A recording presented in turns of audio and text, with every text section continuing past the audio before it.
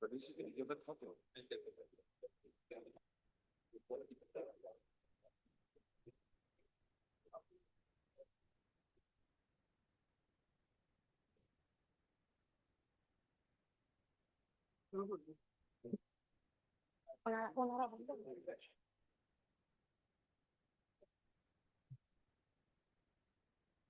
morning, everyone.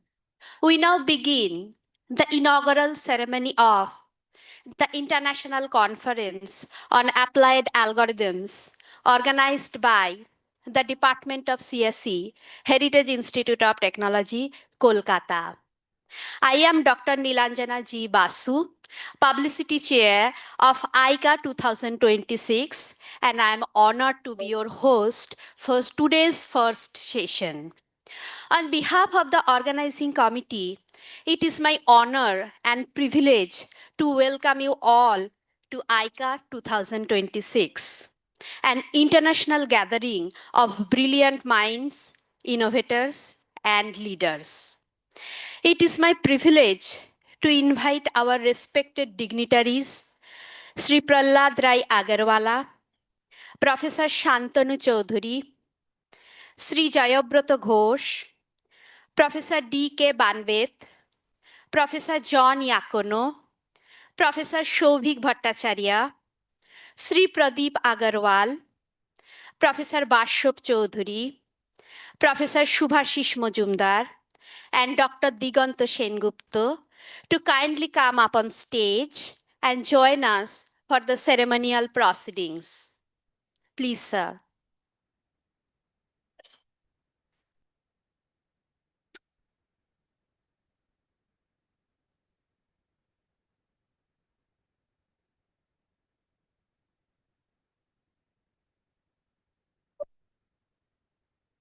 Good morning, sir. Yes, sir. Yes, sir. We are deeply honored by the presence of our esteemed dignitaries, keynote speakers, and delegates representing diverse countries and institutions. Your participation and strengthens the spirit of global collaboration.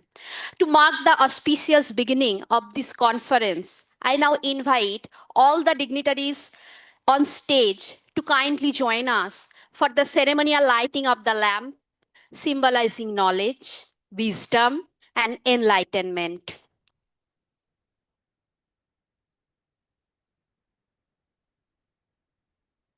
Sir, এগিয়ে যান। Sir, sir এগিয়ে যান। Principal sir.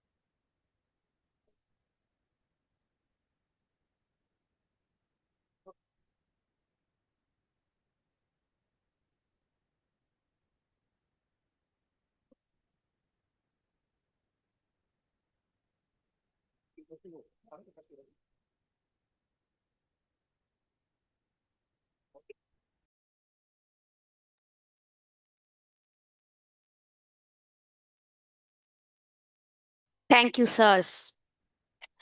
I would like to request Sri Prahlad Rai Agarwala and Sri Pradeep Agarwal to felicitate our chief guest, Professor Shantanu Chaudhuri.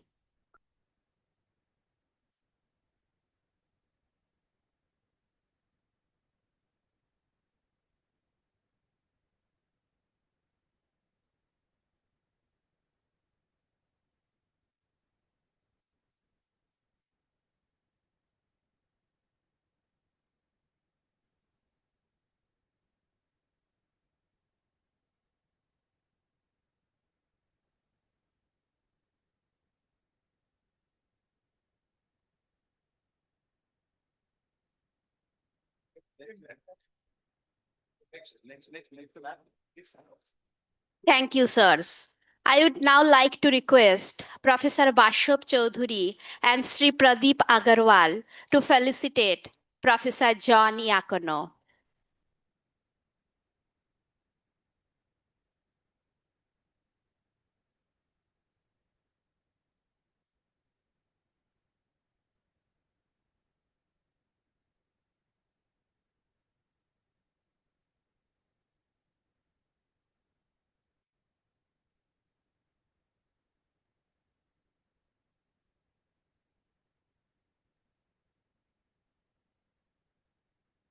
Requesting Professor Shobhik Bhattacharya and Sri Pradeep Agarwal to felicitate our guest of honor, Sri Jayabrato Ghosh.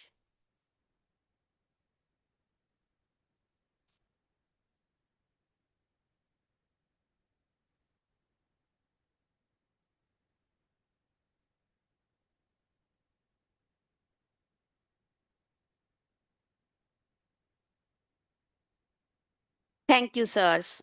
Requesting Professor Shubhashish Majumdar to please come center stage to felicitate Professor Banvet.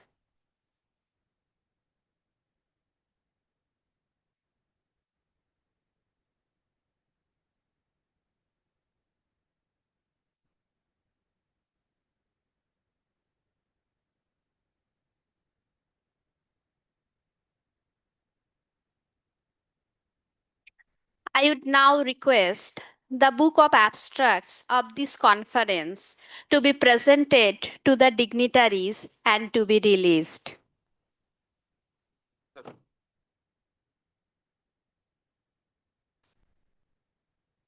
Sir, actually,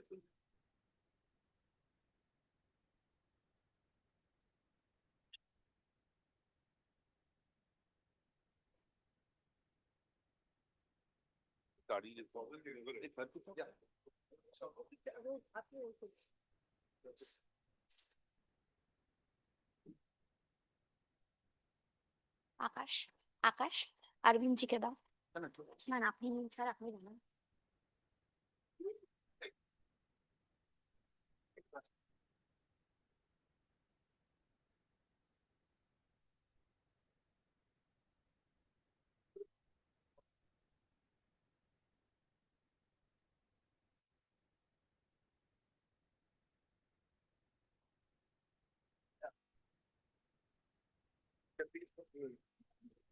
ব্যাপারটা নিয়ে দুপাট্টিগুলো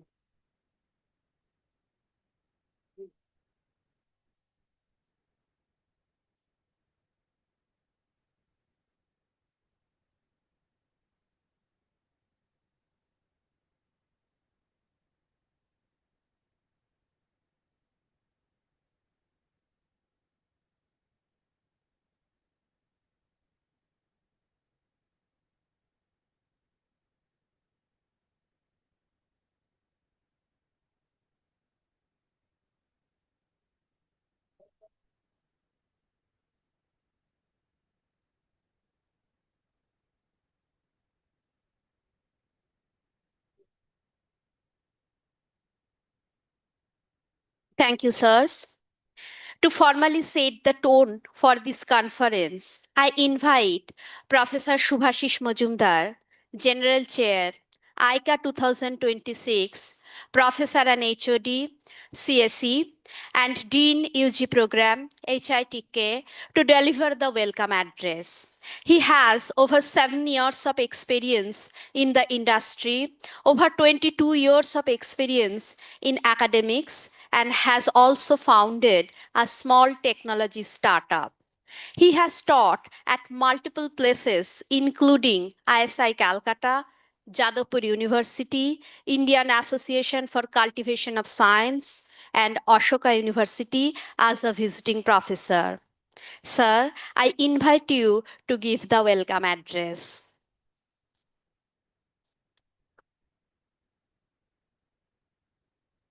Thank you, Nilanjana. Respected Chief Guest, Professor Shantanu Chaudhary. Respected Guest of Honor, Mr. Jay Ghosh. John Professor Shobik Bhattacharya, Padma Sri Agarwal, Agarwala, Pradeep Ji, Professor Bashop Chaudhary,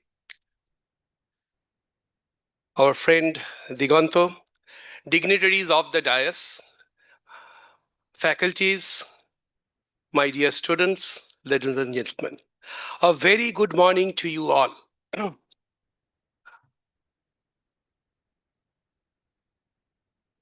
I welcome you all to the inaugural session of Icaa 2026, organized by the Computer Science and Engineering Department of Heritage Institute of Technology.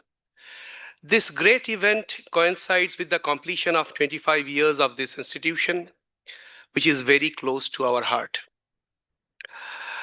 The International Conference on Applied Algorithms started as an effort to give the researchers and students working in theory one more venue to present their work, as the number of conferences in theory were not many at that time. However, as it always happens, we adapted with time and kept multiple tracks where we could accommodate some other domains, especially machine learning and AI, which is the new gold rather than new darling that the students of the decade are in pursuit. This year, we have two tracks, discrete algorithms and applications, where 10 papers got accepted, and track B, artificial intelligence and machine learning, where 23 papers got accepted. The overall acceptance rate is about 35% out of 92 submissions, coming from 9 different countries. Each paper got at least 3 reviews from an esteemed program committee of 77 members from 15 different countries. In Icaa 2026, we are going to have 8 invited talks that encompass a wide variety of topics, out of which 4 are in theory, 1 in cryptography, 1 on hardware efficiency, and 2 on the ML side. There is a talk on algorithmic art where the researcher will discuss how mandalas, here in Bengal we call it alpona, are drawn and designed using algorithm as well as ML. I know that it will be very different from what you generally expect in an algorithmic conference. We have world-renowned invited speakers from all over the globe, 2 from Europe, 3 from North America, and 3 from India. I'm sure they will generate enough food for thought for you to remain busy for a year, within which we'll have the next conference. I say this as Heritage has now decided to make this an annual event. Now that I have shared the statistics for your data analysis, I will not hold you for long. The only thing I would like to say is that this is a great opportunity for young researchers as well as students to have such a conference at your own backyard, where I will be able to listen to stalwarts whose books, not only papers, I have used as references in my master's thesis. I'm talking about the great Professor Kurt Melhorn. With that, I would end this address requesting you to find time to attend as many sessions as possible and invite talks also. You will enjoy it for sure. Thank you.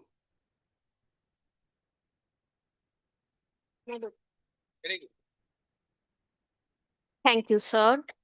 Your thoughtful words remind us of the purpose of this conference and motivate us to strive for excellence together. It gives me immense pleasure to invite our principal sir, Professor Bashop Chaudhary, to share his thoughts and officially address this international conference. Dr. Chaudhary is a chemical engineer by profession. Earlier, he was the registrar of the University of Calcutta and was the vice chancellor of the West Bengal State University, Barasat. A Fulbright Nehru Scholar in academic administration, he did his postdoctoral research in the Netherlands, in Seattle, USA, and in South Korea. Dear sir, I request you to address the August gathering. Thank you.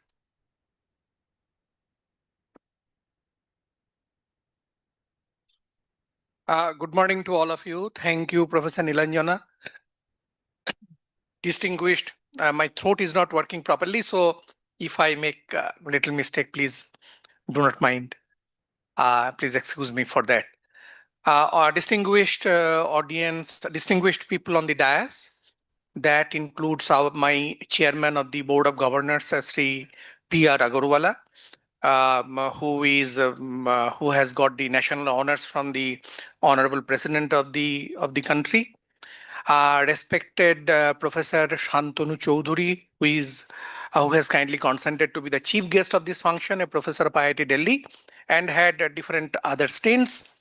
We have Mr. Jayabrata Ghosh, a very senior person in the Tata Consultancy Services.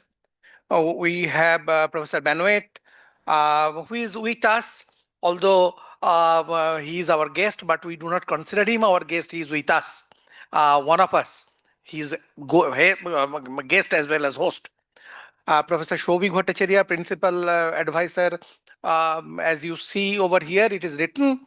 Professor John Yokan, who has come all the way from Brussels to speak in the conference. We are indeed grateful. Uh, Sri Pradeep Agarwal, who is the Chief Executive Officer and the Captain of the ship, who propels basically all the activities. Professor Shubhashish Mojumdar, the head of the department. Professor Digonto Sengupta, the organizing chair. All the respected professors, distinguished professors who are my colleagues, sitting in the audience. Persons from the management without whose support and cooperation this program would not have happened. And the most important of all, the dear students, my dear students who have come and who will get the opportunity of listening to people. I will not speak much on this applied algorithm because I do not work in the area of applied algorithm. But I will tell you a little bit of connection because I have been a teacher for a long time. So one or two connections and you will understand. You know, the city of Kolkata, particularly those who are not coming from Kolkata, let me tell you, the city of Kolkata had its development, if you see from history books, right from the year 1813 to 1815, when it is said, particularly in cultural system, when Sri Raja Rammohun Rai started living in the city of Kolkata. 1813 to 1815, some say it is 1813, some say it is 1815. Rabindranath got Nobel Prize in the year 1913, and this 1813 to 1913 is a very important period for the history of Bengal, people say. Historians claim, although there are counterclaims. What is very important at this point, at this juncture, is to identify that in the year 1914, a very important incident happened in the city of Kolkata in Asiatic Society under the chairmanship of Sir Ashutosh Mukherjee, who was then the Vice Chancellor of the University of Calcutta, where I was groomed and I worked. There was Indian Science Congress, and the first international conference in this country happened in the city of Kolkata between 15th and 17th of January to 1914. Right? Very important. And the first pre-engineering congress in this country happened in the year 1913 in Shimla. Why I am saying this, and now I will connect. And history has a very nice way, it is known as historicity, that it is very interesting. And I was just saying, in the year 2014, 100 years from 1914, Professor Shubhashish Mojumdar and his department had organized international conference on applied algorithm, and that happened to be the first in the entire world. And I have tried to see the interesting thing. And this is known as historicity, not by design, but by coincidence. And that's how history develops. Do you follow the point? 1813 to 1914 to 2014, and I come from all the way from Amar Street in Kolkata to University of Calcutta Asiatic Society. 2. Heritage Institute of Technology, Kolkata.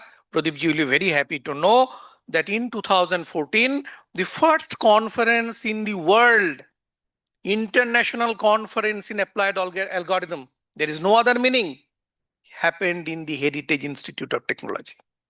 What will happen in 2114? None knows, but historicity will judge us to be one of the organizers of this great conference. So, Shubhashish Babu, I told you that I will tell you something new, and I have told something new. Now for the students. There is something, why are you here? And why these people, great people are here? You know, the word conference has come from the word confer. Where from? The first confer, this word came in dictionary and was used for, not dictionary, was used first in Latin in the year 1527. What is the meaning of confer? Con means together, fear means bring. Out of that confer, concur, confluence, context, together. Do you follow? Now this confer is bringing together these bright minds, Professor Shantanu Choudhury, Professor John Yokan, Professor Joyabrata Ghosh, Sri Joyabrata Ghosh, and all the other professors who will be coming. Why? Why we are bringing together? For you to be initiated into the subject of applied algorithm. Do you follow the point? Do you understand what these 3 days are for? Not for only food, that will be of course be served. Not for only the beautiful scenario that we will always have, but for the real absorption of knowledge that will come out of the minds of these great people who have worked for a long time in these areas. So please note, conference is bringing together these people so that you can sit close to them, you can watch close to them how they are behaving, how they are moving, how they are applying themselves, and from that you know how to really go ahead in life and prepare yourselves. So friends, I am very happy this morning. I welcome all of you. I welcome my overseas guests. I welcome all the persons who have come over here.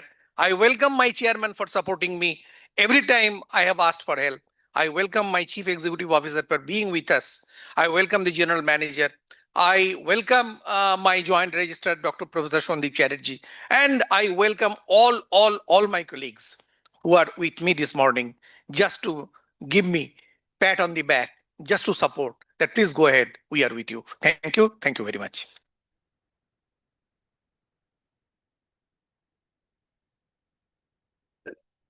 Thank you, sir. Your guidance continues to illuminate the path of this institution and this conference. I would now request Professor Shobhik Bhattacharya, Principal Advisor, Higher Education Heritage Group of Institutions, to share his knowledge with us. Professor Bhattacharya is a distinguished academic with a career spanning research, administration, and leadership in higher education. He has served as Vice Chancellor of Jadavpur University and BITS Pilani, as Dean and Deputy Director of IIT Kharagpur, and as a faculty member at the University of Canterbury, New Zealand. Professor Bhattacharya is a fellow of the Indian National Academy of Engineering, the National Academy of Sciences, India, and the West Bengal Academy of Science and Technology. He is a recipient of the Distinguished Alumnus Award of Texas A&M University and the Outstanding Teacher Award of INAE. Sir, please share your words with us. Stage is all yours.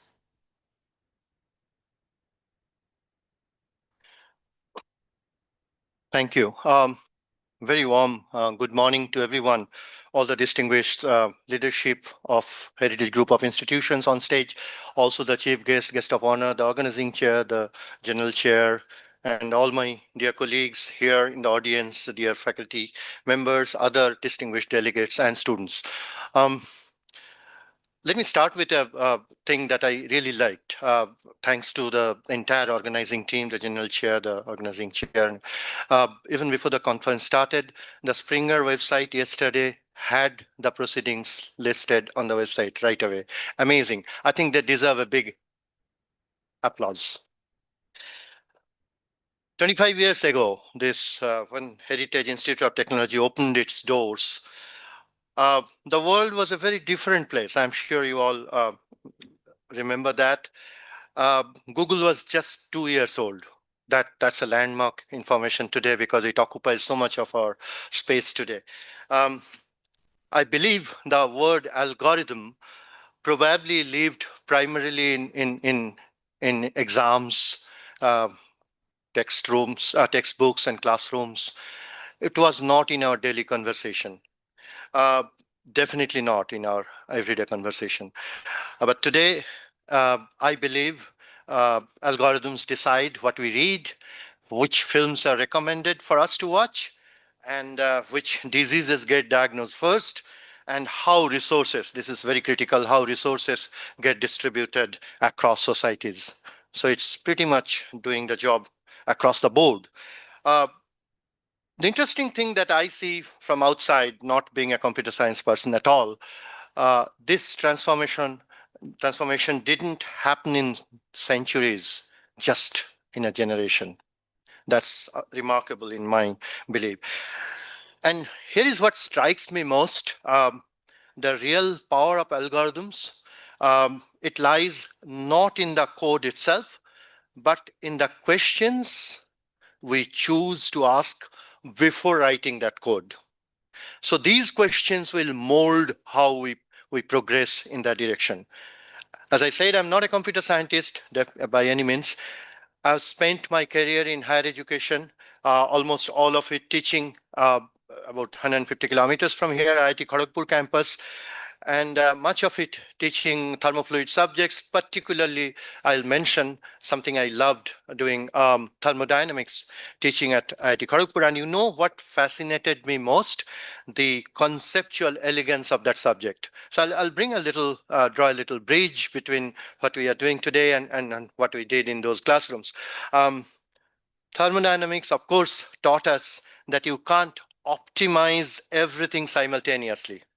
It's a complex issue. Uh, you can maximize efficiency, but you might sacrifice reversibility. You can minimize entropy in one place, but it unfortunately appears elsewhere. So these trade-offs are, aren't just physical laws, they are fundamental truths about optimization itself. I presume, because I don't know the subject, I presume algorithms face the same beautiful constraints. Optimize for speed, and you may sacrifice accuracy. Maximize precision, and you will lose generalizability. The maths changes, of course, from studies to studies, problems to problems, but the wisdom remains. Every system has its own conservation laws, its impossibility theorems, and its elegant limitations, just like we taught in those classrooms back in Kharagpur. What I've learned from after watching thousands of students across disciplines, graduating batch after batch, is this: technical brilliance without wisdom creates tools. Technical brilliance with wisdom creates transformation. That's what we are after, isn't it? The erudite work, all of you, many of you, will present contains scholarly mathematics, elegant proofs, innovative architectures. Of course, that's the job you do. I urge you also to ask, what human need does this serve? Please have this in your conversation. Whose life becomes better? What future are we building? I believe algorithms are never neutral. They carry the values, the biases, and assumptions of their creators. Those will be integral to it. So once the creators do it differently, the product will be different. Here's another intriguing paradox that I kind of pondered over. Uh, People increasingly rely, of course, you know this, on algorithms for decisions, as we mentioned already. Judges determine bails, doctors choosing treatments. Yet, humans excel at interpreting subtle nuances that algorithms typically, at least still today, will miss. While algorithms extract patterns from datasets that overwhelm human cognition, that's true. Algorithms will always be, already are, far much better in that. The real question isn't about replacement, which we always argue about today. It's about orchestration. Can we design systems where silicon precision amplifies human wisdom instead of bypassing it entirely? Let's do it together. I think the outcome, the end result is far better. I suspect the answer lies somewhere in this auditorium.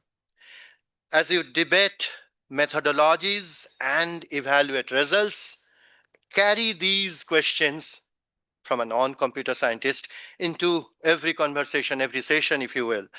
The best research doesn't just solve problems elegantly. It solves problems that matter. And let me close with something even more personal. The algorithms we design or you design today will shape the world my grandchildren inherit.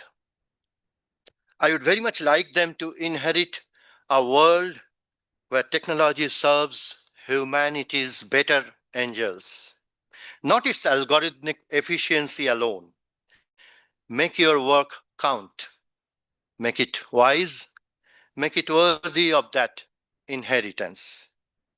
Welcome to Icaa 2026.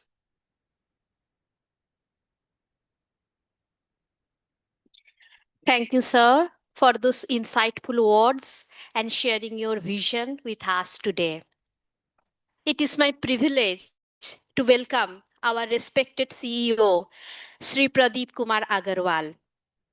Mr. Pradeep Kumar Agarwal, CEO, Heritage Group of Institutions and Kalyan Bharati Trust, is a commerce graduate from Calcutta University and has an MBA in HR. He has completed different management certificate programs from Wharton University of Pennsylvania, IIMs, and IITs. He has an experience of 30 years in managing educational institutions, besides an experience of 6 years in corporate, and has been instrumental in shaping the heritage brand into a leading educational conglomerate in Eastern India. Mr. Agarwal is the co-chairman of the Education and Skill Development of Confederation of Indian Industry Eastern Region and member of the National Expert Committee on Higher Education and Training, Indian Chamber of Commerce, and an executive member of Bharat Chamber of Commerce and Industry. Sir, we eagerly look forward to your words of inspiration as you address this distinguished gathering.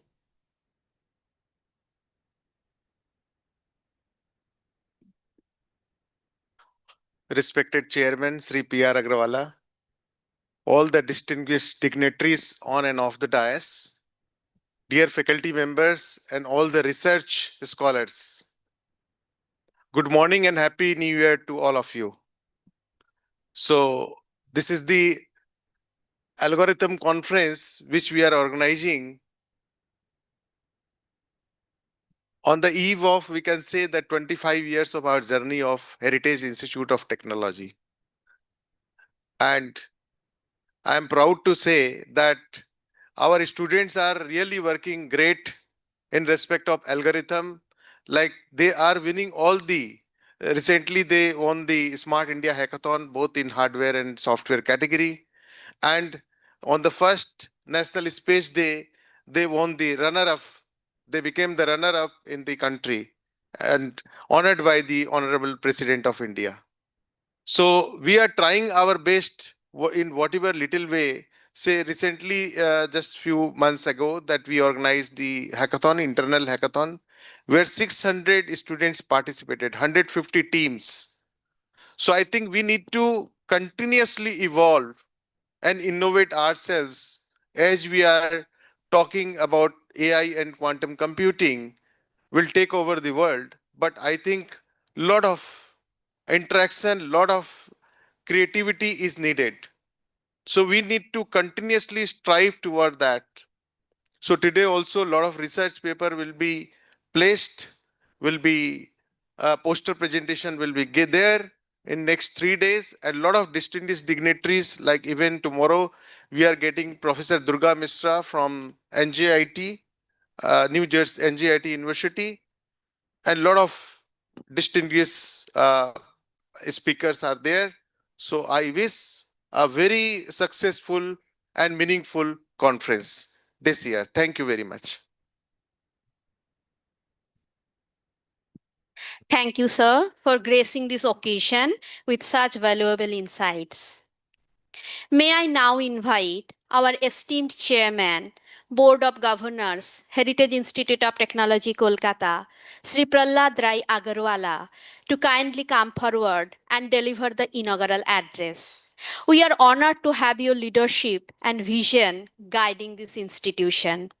Sri Prahlad Rai Agarwala, an ardent philanthropist and an education enthusiast, is actively serving as the chairman of the Board of Governors, Heritage Institute of Technology, Kolkata, and also the founder chairman of Sobhasaria Engineering College, Sikar, Rajasthan.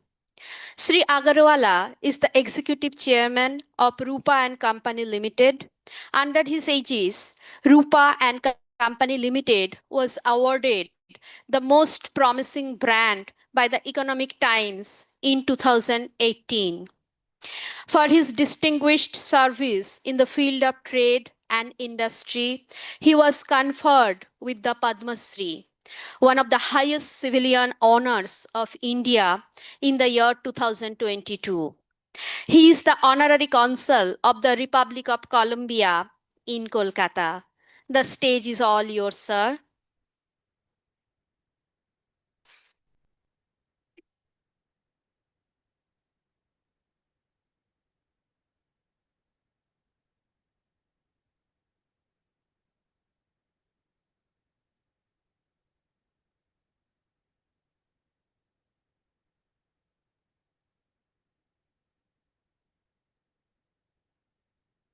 Ladies and gentlemen, distinguished guests, eminent speakers, faculty members, dear students, and distinguished delegates from India and across the world, a very good morning and happy New Year to all of you.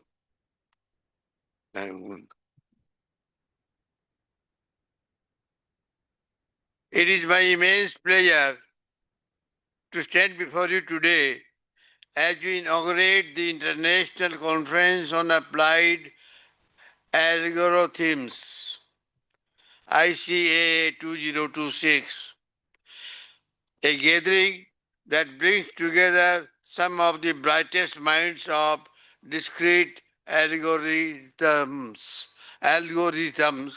and machine intelligence. This year's conference holds special significance as it coincides with a milestone moment in the history of this institution, the 25th year of the Heritage Institute of Technology. For 25 years, this institute has upheld a noble academic purpose to impart knowledge, foster innovation, and prepare future engineers who must rise to meet the evolving demand of a global society. Today, as international experts, researchers, scientists, and students assemble under one roof, we celebrate not just a conference but a legacy of learning, a legacy of aspiration, and a legacy of excellence. Icaa 2026 embodies the spirit of our vision to prepare dynamic and caring citizens to meet the challenges of global society while retaining their traditional values.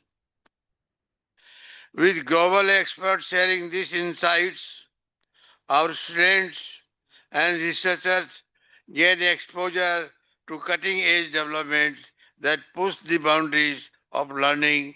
ICAA offers precisely the environment which encourages critical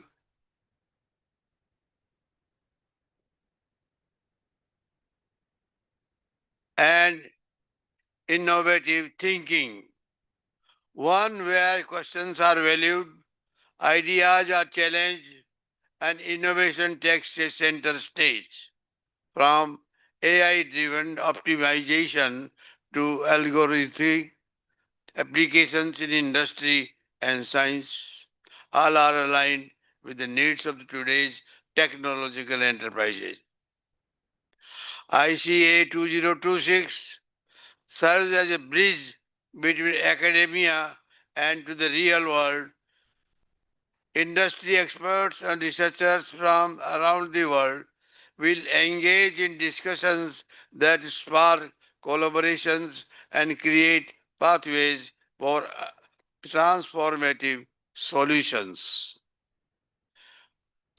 As we celebrate this 25-year journey, I want to take a moment to acknowledge the unwavering dedication of our faculty, the tireless efforts of the organizing committee, the brilliance of our students, and the continuous support from academia, industry, and our distinguished board of governors.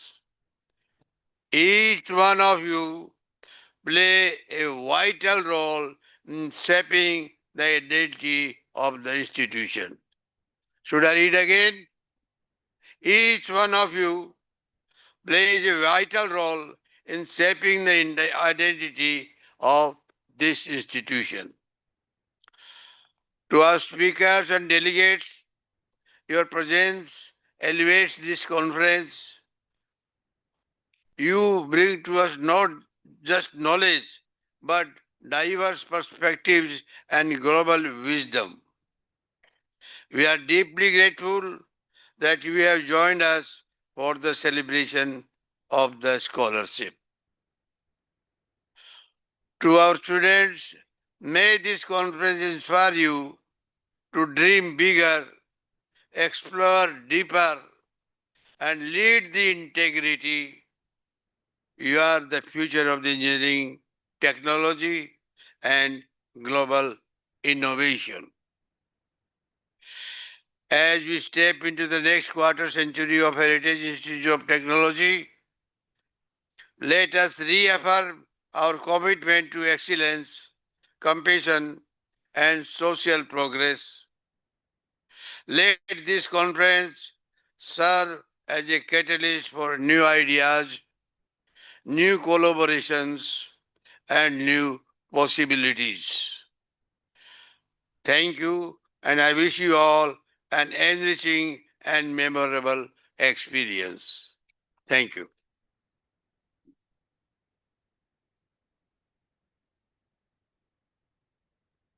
On behalf of the organizing committee and all participants, I extend our heartfelt thanks to you, sir. Your message has truly energized this assembly. I would now request Professor Devinder Kumar Banwet, founding VC, UEM Kolkata, and Distinguished Honorary Professor, SCM and Operation, IIM Jammu, to please come up on stage. Professor Banwet was an emeritus professor of DMS, IIT Delhi, India. He has more than 40 years of academic teaching, research, and administrative experience. He was awarded Best Engineer Award, IE, India, PMI Distinguished Researcher Award, IEOM Award, Lifetime Achievement Award of POMS India and ISTD India. I would now request Professor to please share your thoughts with us. Namaskar. Sir, I'm Very good morning and a happy new year to all of you. I haven't heard anything in response.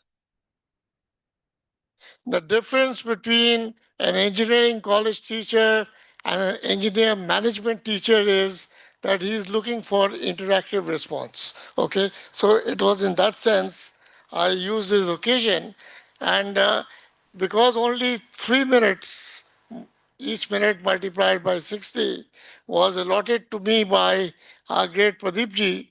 And as Basabji says, I'm a family man, so I can be taken for a ride. So that is how. And pardon my sir in my introduction, perhaps just for that reason, my name was left out. No problem. I used to play left out hockey in my college days, so it's okay. So now coming after the speech of our chairman, Agarwala sahab, in fact, Agarwala ji ke hum sabhi hai hawale. You know, so I think he takes care of all of us as a family. When we're talking about this conference, ICAA, we are talking basically of an algorithm. An algorithm is nothing so new. It is anything but a step-by-step procedure that is employed anywhere. And in management context, it's the other way around. When you teach problem solving, actually you're not solving a problem, you have a solution in search of a problem and then you implement it. Because usually we are solving problems that are given to us by our sponsors, that we are meant to give it to them and not solving our problems in India. I think that is one of our complaints that we have. We talk about algorithms, the speed, etc. I did some work on facilities location planning in my PhD work, where we used a Hook and Jeeves research algorithm, which was taking a long time, but we shortened the time, and we got the solution in 0.005 seconds, a bit earlier as compared to other algorithms. But the fun of it was, after we gave the solution, after 3 months only, that particular solution was used for their strategy that they adopted. So what was the fun of bringing that time down to 0.002 seconds when, after all, you're going to make use of that particular solution after 3 months or 4 months? So when Professor Souvik talked about the difference in the objectives that are to be achieved, maybe maximum price, more quality, less of availability, etc., we are all in a multi-criteria decision-making mode. Things are gone when they were so simple, when we used to talk only about single objective. So we had linear programming, transportation, assignment, etc. Today, all those days are gone, and we are into the so-called VUCA world. So this VUCA world is really in terms of volatility, rapid changes in criteria, values, uncertainty, incomplete, imprecise, probabilistic data, complexity, incomplete interdependence criteria, and stakeholders. As Professor Souvik was saying, that you cannot optimize the total system at the same time. Individual subsystems you can optimize, but when you take the whole system together, it's difficult to optimize.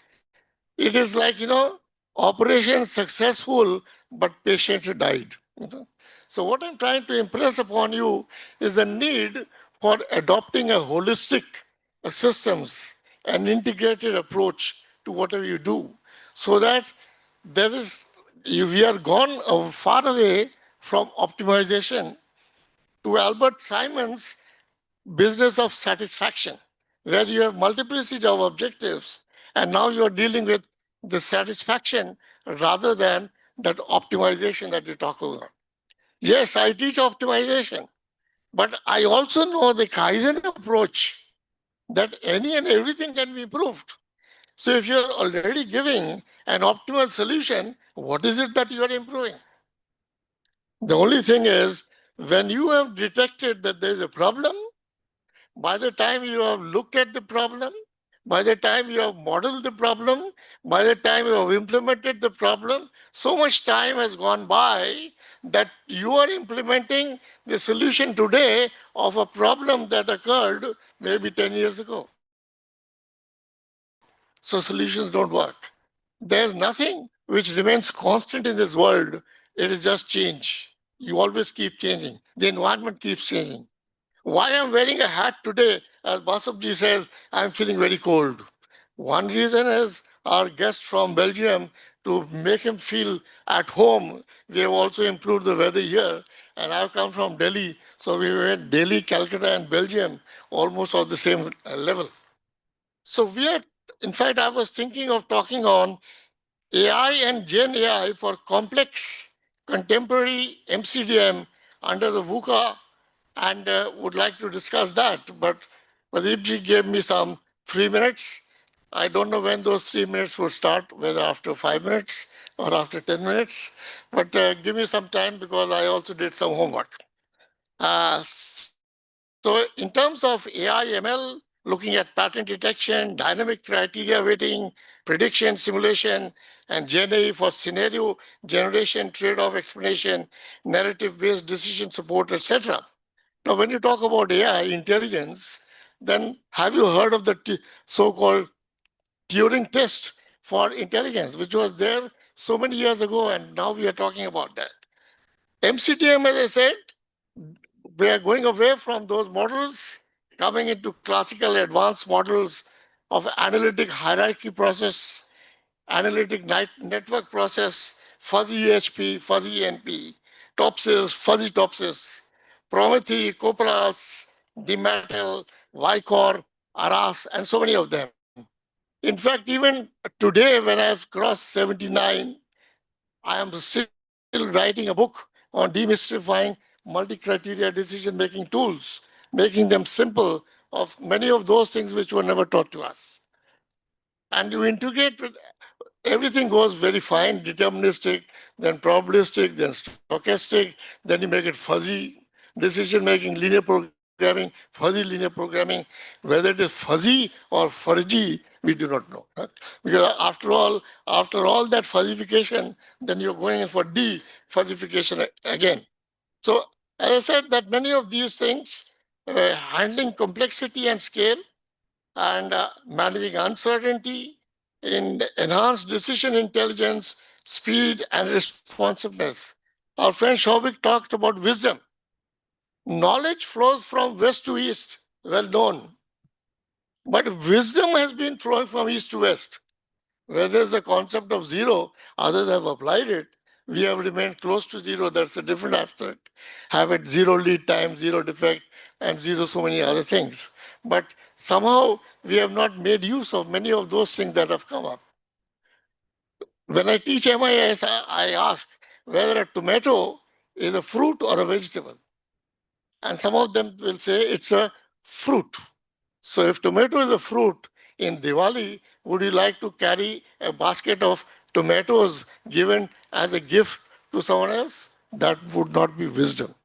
So knowledge, wisdom is very important. Many of us get a lot of education, lot of certificates, but hardly in terms of that knowledge, and leave alone knowledge, from that getting out to wisdom.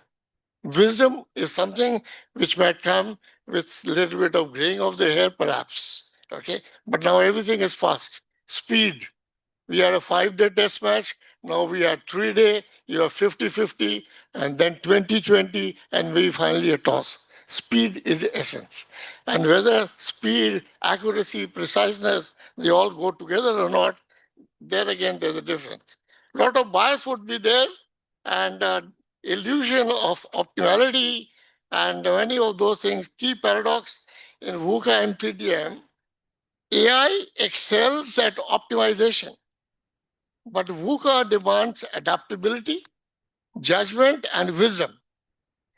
MCDM in VUCA is less about finding the best answer, as Professor Shovik is also mentioning, and more about navigating trade offs, resilience, and learning. Resilience is the mantra. You are going to fall down, but how fast you react, respond, become resilient, whether resilient supply chains or whatever you might have. So, design principles. And so, the concluding message I would like to give is that AI and Gen AI are a boon when augmenting human judgment, used as decision enablers, not as replacing the decision makers. That is when MIS and DSS, that people were afraid that they are going to replace mankind. No. Similarly, AI is not going to replace you, but someone who knows AI could replace you. So even at my age, even after my pacemaker operation, I attended a 3 hours 10 AI tools workshop conducted by IIT Kharagpur alumni. So no harm, keep yourself in the learning mode. We started off with the punch cards. So today I have my office in this small smart phone of mine, which I cannot carry on my left pocket because of this pacemaker. And my student from Canada keeps sending his chapter, PhD thesis chapter via that. But then I have my problem. I want an enlarged copy. So some of us still like the hard copy version as compared to the soft copy. Okay. So in God we believe. Most of us are in great hurry. Like you can see people hurrying, going out of the room. We are all in great hurry. Lots and lots of worry. You cannot have good curry because of cholesterol going up. So no good curry, but hurry, hurry, lot of worry, worry until it is hurry, hurry. Thanks a lot. God bless all of you. Thank you. Thank you for that heartwarming and motivational thoughts, sir. We are honored to have with us our guest of honor, Sri Jayabrata Ghosh, Vice President and Global Head of Manufacturing Enterprise Solutions, TCS. He is an engineer by training and also holds an MBA where he was a gold medalist. He has been involved in various roles in consulting, solutioning, delivery, and client relationship. His current responsibilities include overseeing the enterprise applications and solutions business for all manufacturing industry customers globally. He has led a global transformation program across the Tata Group, One Tata Operating Network, OTON, and has extensive experience in managing enterprise platforms such as SAP, Oracle, Salesforce, and ServiceNow in multicultural markets. May I invite you to share your thoughts with us?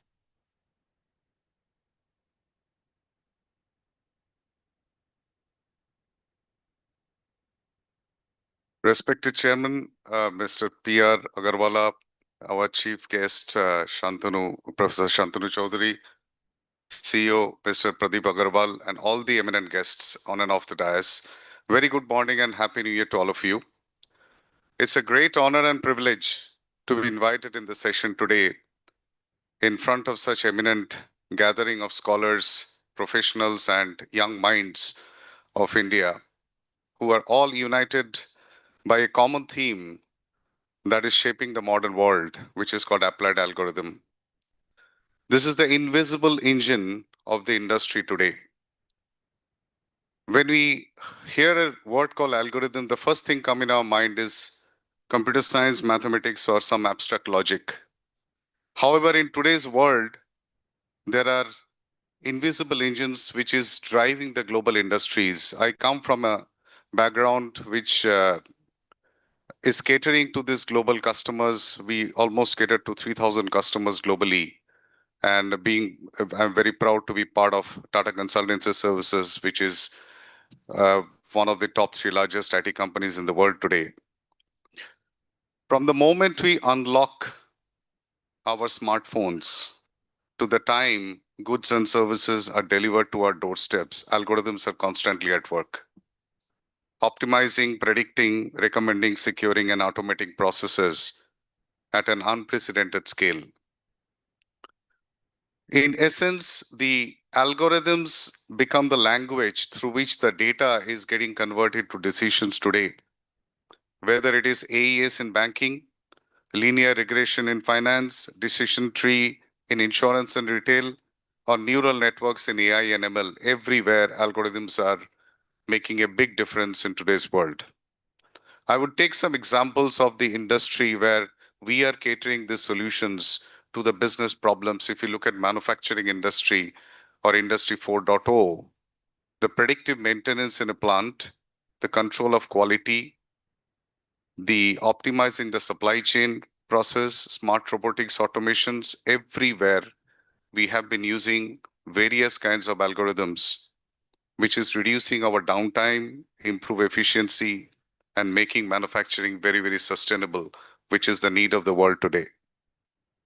If you look at finance, banking, insurance, that industry, the fraud detection, risk assessment, trading, portfolio management, credit scoring, everywhere, the speed, the accuracy, and the trust, which is based on the algorithms which is being run underway.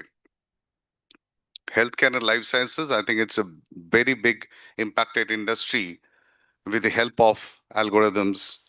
Early disease detection, medical imaging and diagnostics, personalized treatment, drug discovery, and the clinical trials, all are saving lives, improving outcomes, and expanding across the access to the care globally.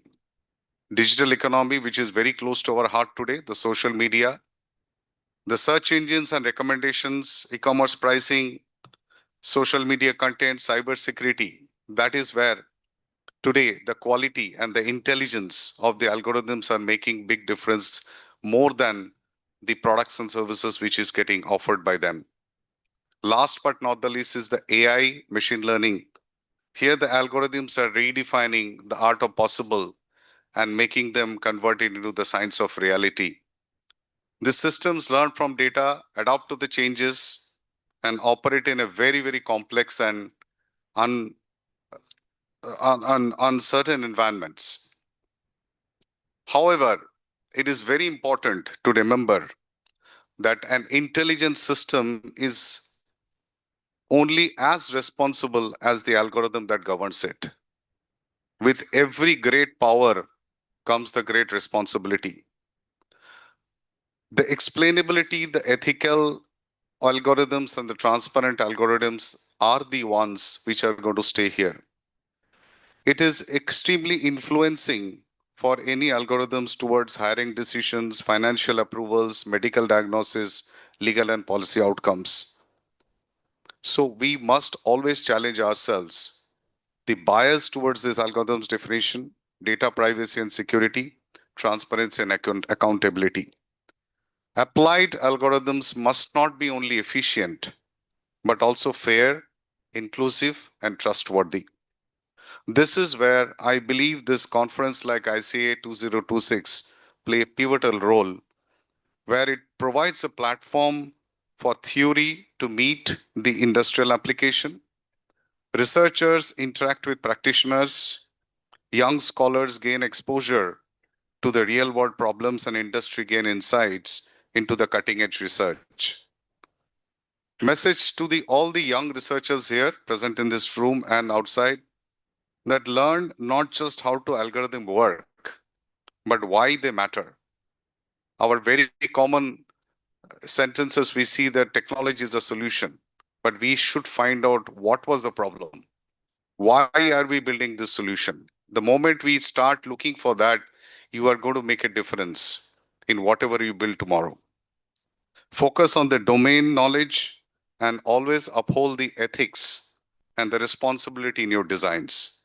You're not just coding the solutions today, you are shaping the future decision-making systems of the world and our next generations. I sincerely hope this conference becomes a catalyst of meaningful dialogue, innovative research, and strong academia industry partnership in the field of applied algorithms. And once again, I thank the organizers for this honor and wish all the participants a highly engaging, insightful, and successful conference. Thank you very much, all of you.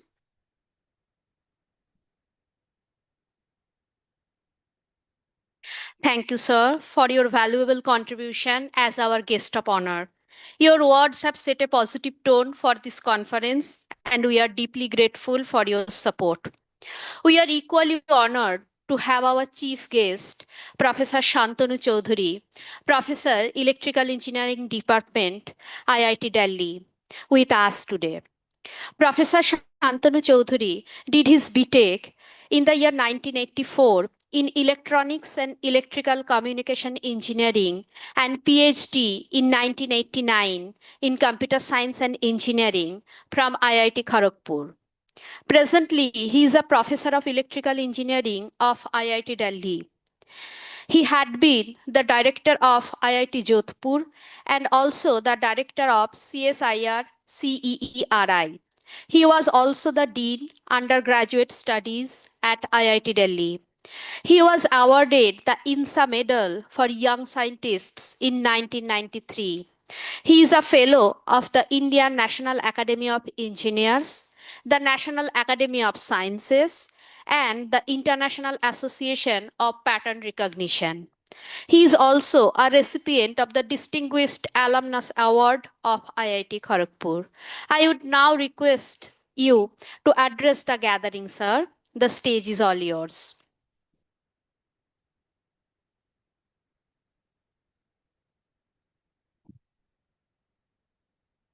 Good morning. All the dignitaries on the stage and on the stage, and the students who are all here for this beautiful conference. In fact, the topic of the conference is really interesting, applied algorithms, and we're here to actually get engaged into the various aspects of algorithm design and development. I think congratulations to them because they have that commitment to the core theoretical foundation of computer science. What is very important is that when we talk about computation, we talk about algorithms, fundamentally, we should also look at the evolution of the nature of human thinking. And in fact, if you see philosophically, the algorithm is a particular way of thinking and looking at the world. I think this has been highlighted, but it's not necessarily the only way to look at things. Algorithmic way of thinking really boils down to working out a set of steps to solve a problem. And if you see, the human civilization has been targeted towards solving fundamental problems that we face, starting from the life when the human came to Earth as a species to where we are. At various stages, we have actually gone through stages of problem solving and making things more and more refined. In that context, algorithmic problem solving is a particular style of problem solving. In fact, when we look at the whole thinking horizon of human being has actually expanded, not with algorithmic, but beyond algorithmic thinking. Algorithmic thinking came in, if you look at it, when the concept of computation with Babbage to start with and then Turing, when the concept of computation came in, that actually introduced the concept of algorithm, that is the stepwise solving the problem. And what is something very inherent into it is that your definition of a solution. Algorithm is supposed to actually converge to a solution and deliver a solution. If you look at it in a step-by-step one, and it's in a very classical sense, it's an exact science. That means it should give me an exact solution, and property of the solution is determined by the algorithm that I choose. But what is very interesting and important to look at is that with algorithmic thinking, a very closely connected is what is emerging today, had emerged over the years, not today, is actually the computational thinking. There's a subtle difference between algorithmic thinking and problem solving with computational thinking, because when you talk about computational thinking, we're actually looking at a sequence of computation, sequence of mathematical functions or related steps to be used to model a problem. And when we model that problem, say, for example, if we look at even optimization can be combinatorial, which is very classical algorithmic. But if you look at numerical optimization, which is more in terms of a computational process, may not have that basic character of a combinatorial optimization. So I think these kind of distinctions and specializations have actually characterized this field. And in that space, if you see computational thinking enables us to look at many of the problems. And in fact, today, if you see the entire science in a big way is also becoming computational. If you look at the data-driven inspiration for discovery in the space of basic sciences is a known phenomenon. If you go back and look at Nobel Prize, the last year's Nobel Prize both were in the area of AI or neural networks, okay? Both in chemistry as well as in physics, which clearly shows that computational thinking or the algorithmic thinking, which emerged from the algorithms to solve different kinds of problems, have actually enabled progress of science itself. So the significance of these whole applied algorithms and algorithms per se is today completely different when you look at in the context of machine learning and the way the machine learning is progressing.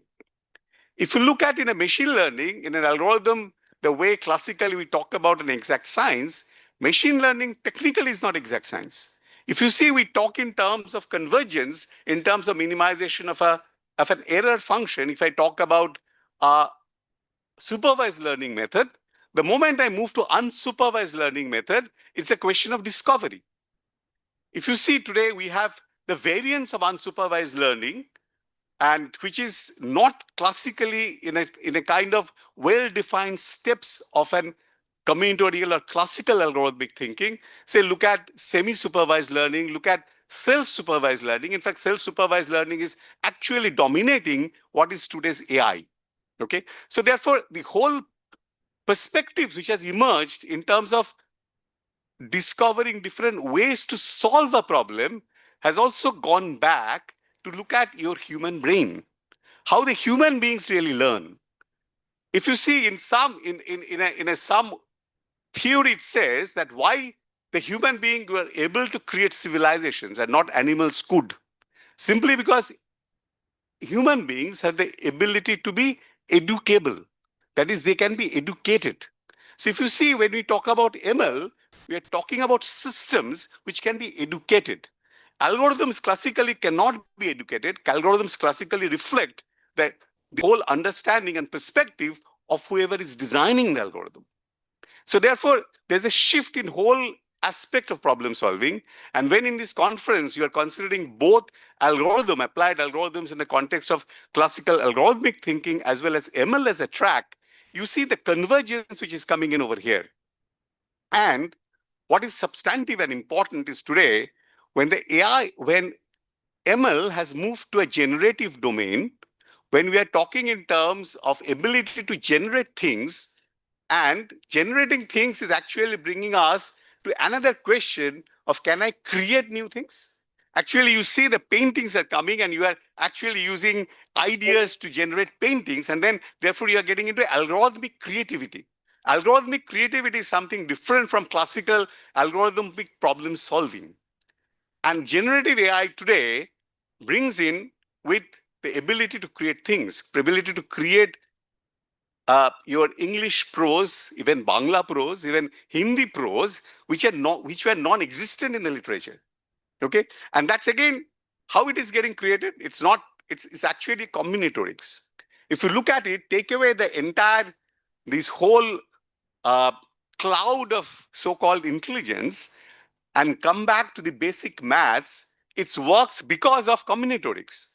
It has the huge data and create all kinds of combinations, and it knows the rules for correct combinations, and hence it generates things which are created in UA. and go back to the classical mathematical idea of probability. And there the probability and algorithms, obviously probabilistic algorithms have been there for years altogether. But if you look at the generative AI, finally what it is doing, a learning is nothing but estimation of the distributions given the data. When we say data-driven science, essentially data, the distribution of the data is actually being modeled. And that's in a classical probabilistic sense. But when we are modeling it through neural networks, we're actually going into a non-parametric formulation, and the model itself and the parameters of those model itself is defining the distribution. The distribution is enabling it to learn. But if you know the distribution, you can generate samples from that distribution. I think classically we know from statistics point of view, we can generate samples from this distribution. And that is exactly today's generative AI. And therefore, if you look at from a bigger perspective today, shall we really teach the students to write programs? Because you go into a generative AI and give a specification of a problem, generative AI can generate the code which is correct. Is it correct? Is it always correct? It's not necessarily always correct because it is actually following a what? Following a combinatorics with syntactical rules and some semantic rules plugged in, but it's not guaranteed to be correct. So if I now extend that whole philosophy, when we look at today use of AI in diagnosis, use of AI in decision making, use of AI in terms of variety of generative, creative elements being coming to us, we as a intelligent being, we need to know how to apply our intelligence to filter the outputs of these AI processes. And that's the human civilizational crisis. In fact, if you look at today's educational challenges also to create students, it's not just by who knows how to use the tools to solve problems, but to have the wisdom, have the ability to analyze and understand and interpret the solutions which are coming up. The key point is today's training paradigm has also to be shifted. We, in a technical education, we tend to be very focused and concentrated on the techniques and technologies, how being efficiently used. But what is the consequence of their usages? Can I interpret the output of the technology with reason, with the philosophy, with the understanding of the society and civilization? That aspect in an engineering education is something which is least, in fact, applied to, the attention is applied to. Today, it is completely changing. Today, even in the Indian context, if you look at the population dividend, which should not be diminished because of AI, because of the algorithmic initiative, but we need to talk about algorithms where we have human as a partner, where we have human first algorithms. So algorithms talk about automation, but today we have reached a stage where it's not just the automation, but algorithm with human being, the convergence of the two aspects, that is a machine intelligence with human intelligence, is possibly the way to move forward. Otherwise, we can face a crisis. And the biggest existential crisis is actually being posed today. It's not atom bombs, but actually AI in a different domain can really threaten the human civilization altogether. So in this context, after this, at the 25 years of this conference, I think this is a challenge the researchers should really address and talk about. And with this challenge, I formally inaugurate this workshop at applied algorithms at Heritage Institute. The name itself suggests that there's an heritage inherent to it, and 25 years of survival of a conference and continuation of a conference is no mean achievement.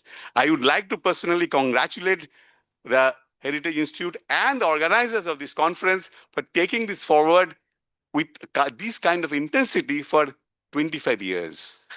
The institute as well as the conference, I think conference is about 11 years. So 11 years is not a short time for a conference to survive and in a pure, highly technical area. So it's a congratulations, and again, we should thank the organizers, congratulate the organizers for this conference, and let's have a formal inauguration of this conference. Thank you.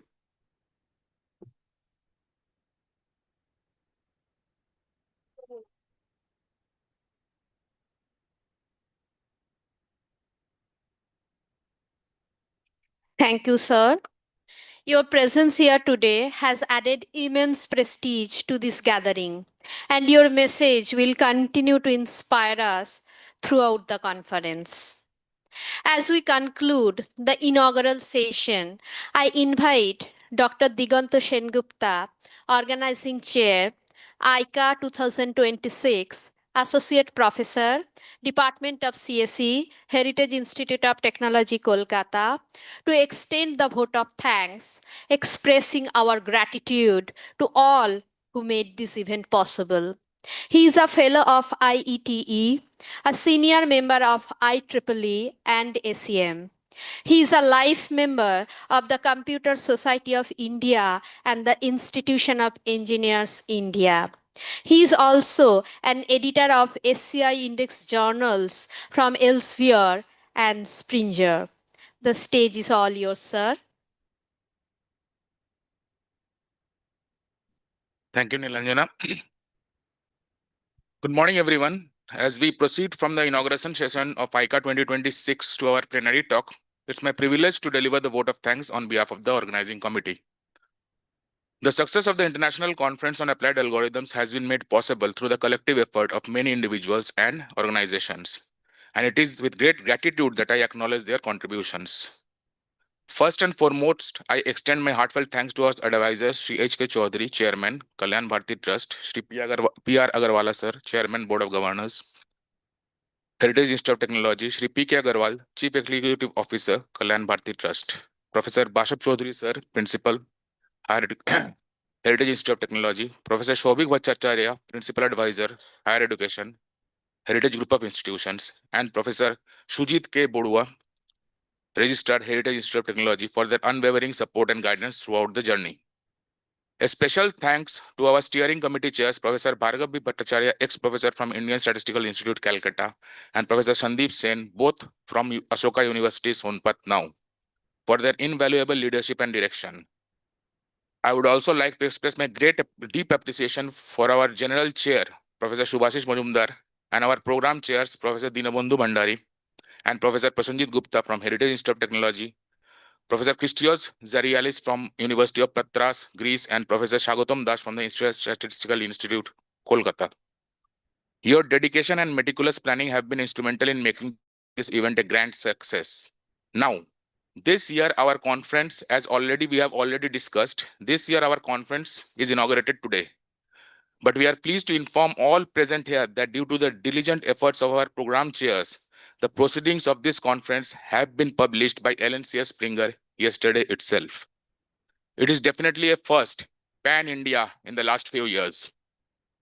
This has helped our contributing authors in going through all the original contributions and looking forward to question and answer sessions for specific sessions and possible collaborations on this venue at the platform itself. A big thank you to Sri Manoj Saraogi, our finance chair, for his diligent management of financial matters, along with Mr. Raja Kesari ji for his constant support in our conference finance. To our publicity chairs, Professor Shobboshachi Banerjee and Professor Niranjana G. Basu, for ensuring widespread visibility and engagement. We would also like to mention the names of our esteemed registration chairs, Professor Polumi Dash and Professor Pratusha Dash, for their hard work that they have put in right from the day the notifications were sent. To the technical committee members and the members of the technical program committee, along with our organizing committee, your hard work behind the scenes has not gone unnoticed. Your commitment to excellence has ensured the smooth execution of every aspect till now in this conference. We are privileged to have our distinguished invited speakers, Professor Partho Bhomik from IIT Kharagpur, Professor Gautam Das from University of Texas, Arlington, USA, Professor Shamarjit Chakraborty from University of North Carolina, USA, from Professor Shagotam Das from ISI Calcutta, Professor John Iacono from University Libre de Bruxelles, Belgium, Professor Shubhamay Matro from ISI Kolkata, Professor Kurt Mellon from Max Planck Institute of Informatics, Germany, Professor Durga Madhav Mishra, Fellow of IEEE and Fellow of ECS from John C. Hartman, Department of Electrical and Computer Engineering, NJIT, who will be sharing their invaluable insights and expertise for the upcoming exciting 3 days.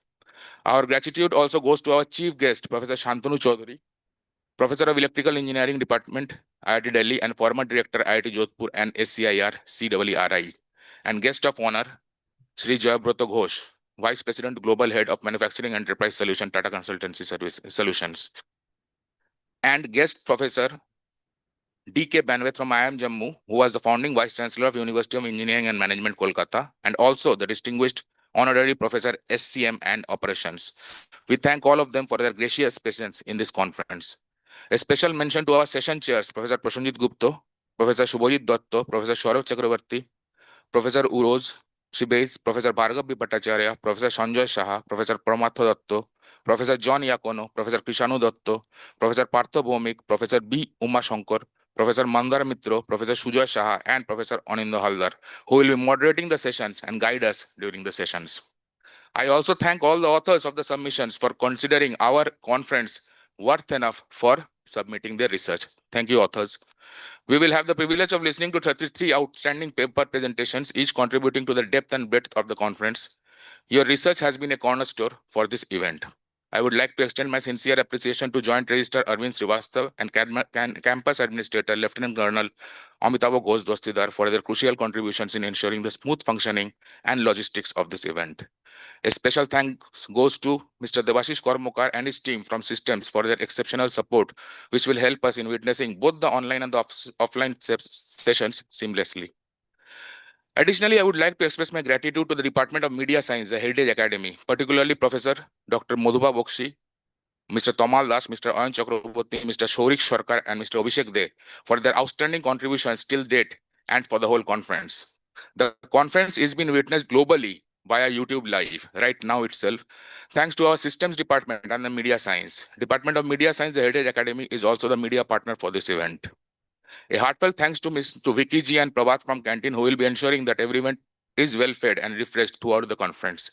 A special mention to Mr. Pradeep, who will be managing the audio-visual and lighting systems in the SVA, this auditorium itself, for the next 3 days. Your technical expertise will ensure that every session is conducted seamlessly. Next, I would like to express my sincere gratitude to our student volunteers who have worked untiredly and set the wheels rolling, without whom this would not have been set rolling and this conference would not have been possible. They have done all the groundwork and also be instrumental for the next 3 days. Last, my heartfelt thanks to all the participants, delegates, and attendees. If I have inadvertently missed anyone, please forgive me. The contributions of each and every one of you have been instrumental in the success of the conference.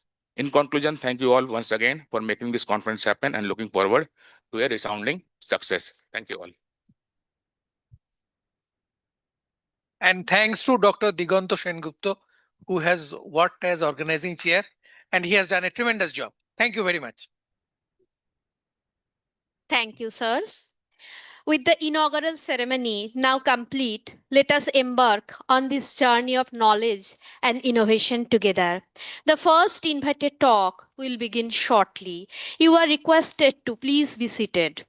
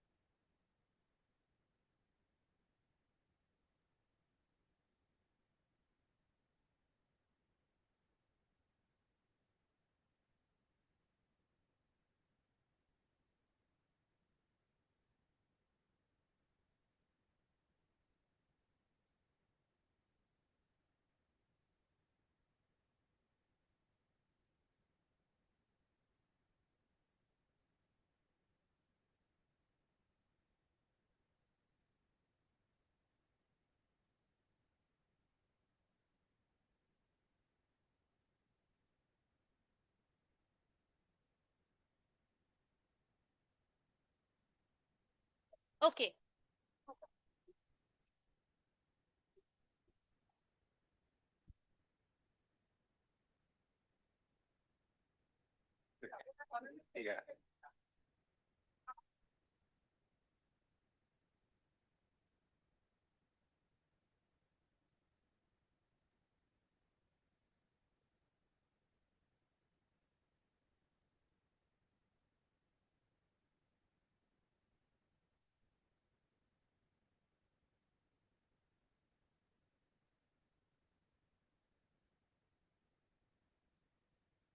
Check. Hello, check 1 2 1 2. Hello, check.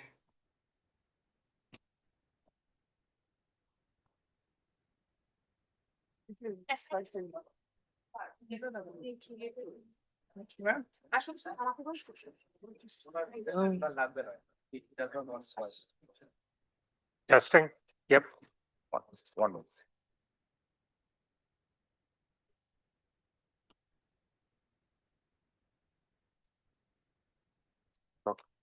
Testing. Okay. It is my great honor to welcome you all to this invited talk session of the Icaa 2026 today.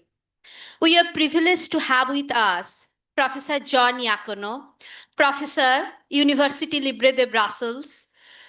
To chair the session, I would now request Professor Prosenjit Gupta to please come up on stage. Professor Gupta received his PhD in computer science from the University of Minnesota, Minneapolis in 1995.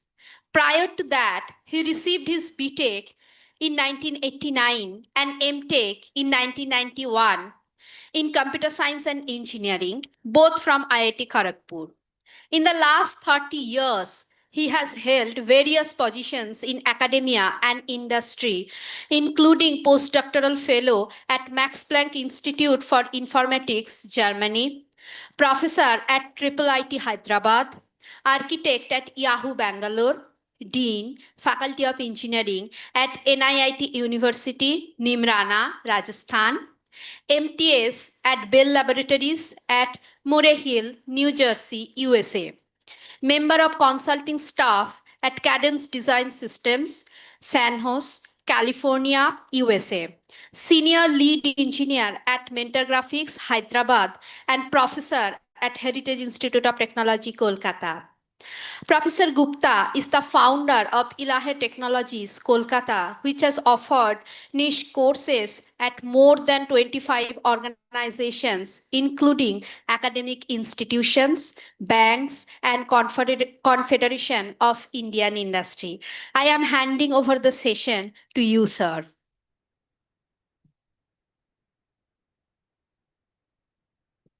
Thank you, Niranjana. So it's my pleasure to welcome Professor John Iacono for the talk from the University Libre de Brussels, Belgium, for the talk on optimality.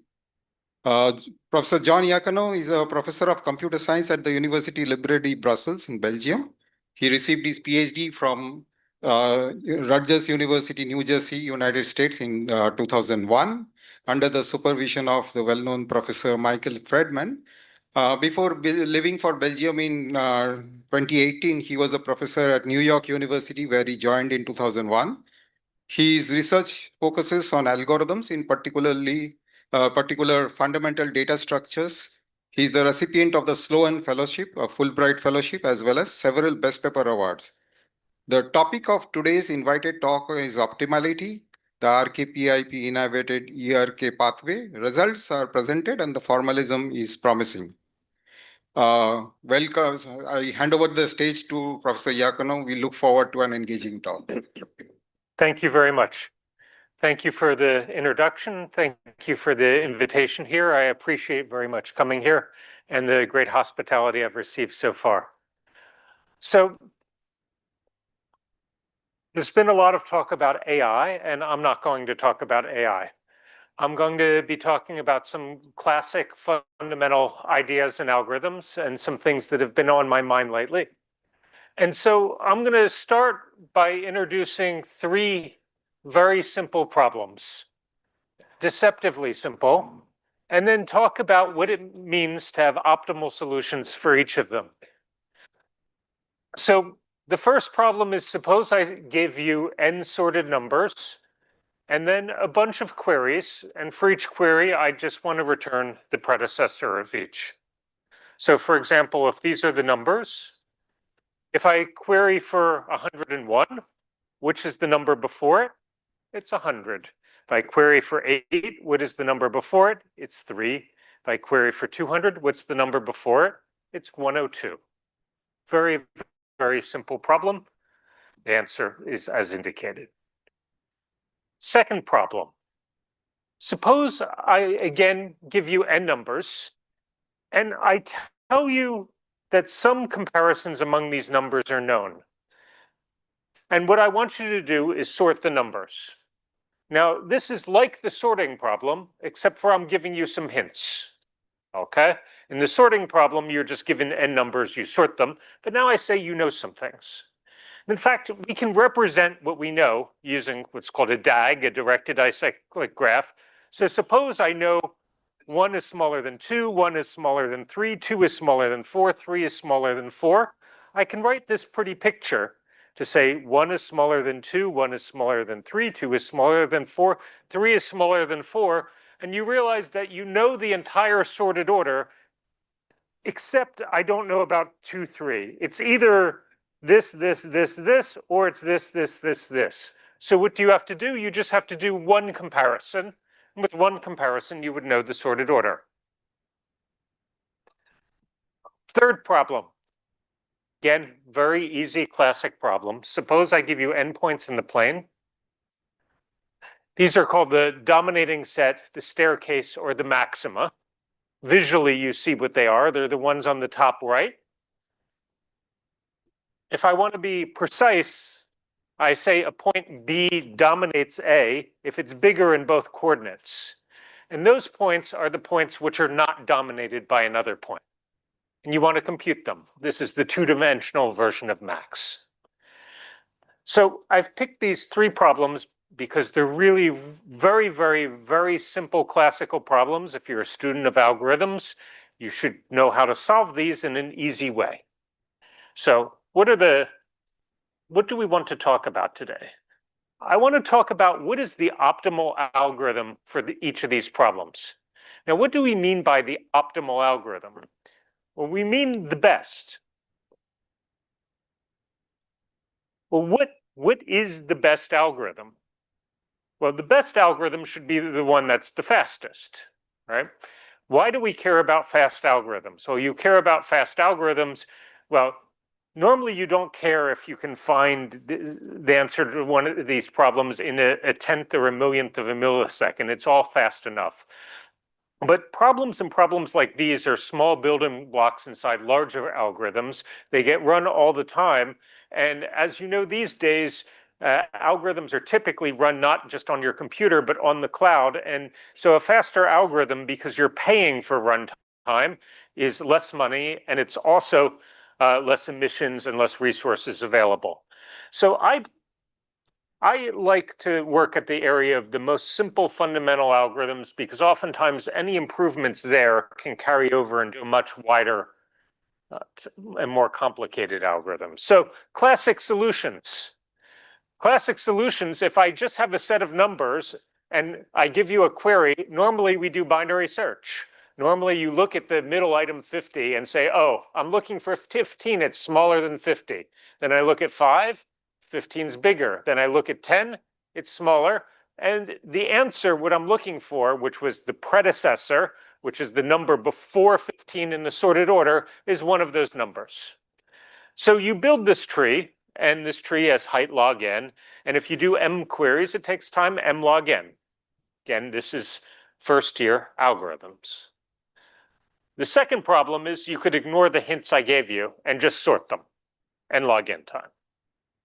The third problem, if I want to find the maxima, what you can do, again, as an easy solution, is I can sort all of the points based on their x coordinate, and then proceed from the right to the left. And every time you see a point with the a y coordinate higher than the highest you've seen so far, that's a maxima. That's it. So you simply sort once, you scan, and you're done. So you say, okay, you're done here. These are the classic solutions. And in fact, aren't these the best? Aren't these the optimum solutions? Well, these solutions I just gave are worst case optimal in the comparison model. Let me break down what I mean by each of those terms. In the comparison model is easy enough. It means this is their best among algorithms that only access the input via comparisons. This is a nice, elegant way to say that all you're allowed to do with the input is to check and compare them. In particular, it prohibits a lot of things. It prohibits what are called bit tricks, which are pioneered by my advisor, Mike Fredman, where you actually look at the bits of the data. It prohibits fancier models like disk models. It prohibits parallelism. It prohibits all of this stuff. You say, but all of this stuff matters. Yes, it does matter, but oftentimes it matters in such a way that once you figure out what the right answer is in the comparison model, that you can then apply known techniques to make it work in a better way in the other models. But sort of you need to master the comparison model first. And usually any improvements you make in the comparison model will carry over into other more fancy situations. You also want to just disallow things like, oh, an oracle just gives you the answer. Okay. So that's the easy part of what I'm saying. The harder part is, what does it mean to be worst case optimal? If you've had an algorithms course, whenever you say something that says, oh yes, sorting takes time n log n, binary search takes time log n, what did that actually mean? Usually textbooks don't actually write this out. So what we mean by an algorithm taking time n log n or something like this, and to say it's the best algorithm, is you're saying, well, it's the best algorithm, min over all algorithms. And it's saying it's the min over all algorithms over all possible inputs of size n. What is the time that it takes? Okay? So when I say sorting takes time, when I say merge sort takes time n log n, I'm really saying that merge sort, if you run it on every input of size n, it takes time n log n or less. It doesn't prohibit it from running faster sometimes. Okay? It says its worst is that. So what are we really looking for is the algorithm which is as fast as possible in the most pessimistic input. So this is normal algorithms analysis. Find the algorithm that is as fast as possible on the most pessimistic input. But of course, this is a very pessimistic view of the world, because maybe all inputs don't cause this sort of bad behavior. Maybe there's some good inputs and there's some bad inputs, and you'd like to be adaptive to them. This is what I'm going to talk about today. So one thing that we normally do is we express the runtime of an algorithm in terms of its size of the input. You see this log n, n log n, n all the time. Now, why? When you think about it, what you're really doing is you're partitioning all the possible things into groups based on their size, and then you're evaluating the runtime based on size. In other words, somehow magically, the measure of the input that matters is size. Okay? And we've been taught to do this, to plot the runtime as a function of the size of the input. But size is not some golden parameter. You could pick a different parameter or pick multiple parameters. One of the simplest and classic things you can do is do something called output sensitive analysis, in which case I'm trying to find the best algorithm over not just inputs of a particular size, but also their output size. This only makes sense for algorithms that have an output of varying size. So this says, and this generates not a function of n, but some function of n and k. So this is one more refined way of doing things, saying maybe I don't want to just say find the best algorithm for a particular input, but maybe things can run faster or slower based on how big the output is. So look at the maxima problem. So again, the maxima problem, it's in the upper right-hand corner there. And the worst case runtime, as I said, you can sort and scan, you get n log n. You can prove a lower bound for this because basically you can force it to sort. I'm not going to get into detail of lower bounds, but these are all information theory lower bounds, which basically involve taking the logarithm of the number of possibilities. And because you can only do binary comparisons by taking a log base 2, that gets a lower bound. But if I say don't just sort and scan, but in other words, can you give me an algorithm that's faster if the output size is small? Okay, in other words, don't be pessimistic, because if the output size is the entire staircase, you're going to have to sort the whole staircase. But what if the output size is very small? What if it was just 1 point? Could you find it faster than n log n? Sure, you can. In fact, it's very easy to come up with an algorithm that if there are k items on the staircase, that you could run in time nk by just scanning and getting 1 every time. And in fact, Kirkpatrick and Seidel in '85 came up with an algorithm that takes n log k. And this is as good as possible if you're expressing your runtime in terms of n and k. So now you see that optimality here is a bit of a muddled idea, that if you just sort and scan, that's optimal if all you're measuring is the size. The second one, n log k, is optimal if all you're measuring is the input and the output size. But again, why are these magic numbers? What does it really mean to be optimal? Can you push this even further?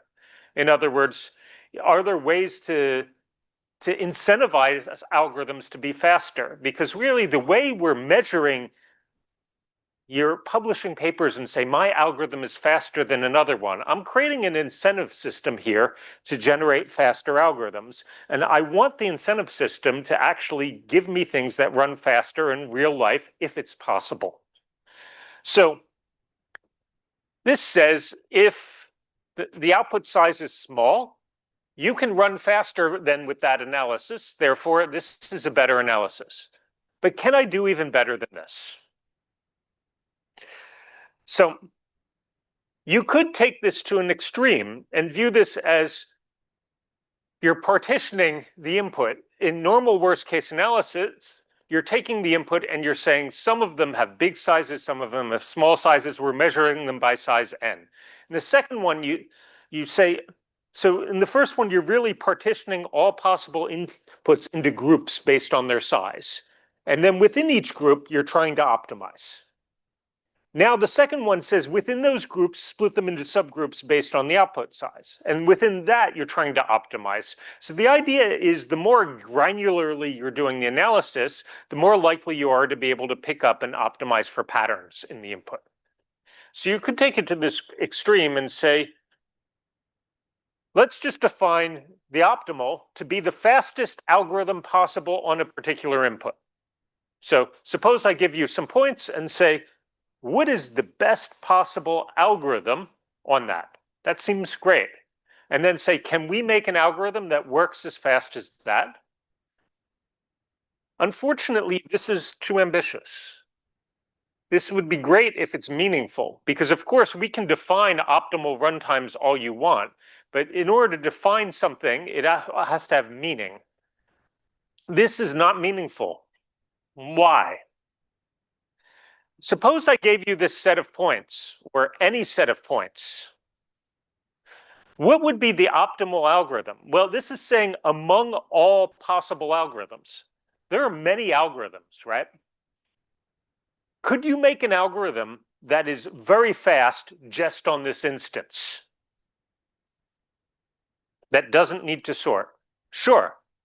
My algorithm could say, is this dominated by that? Yes.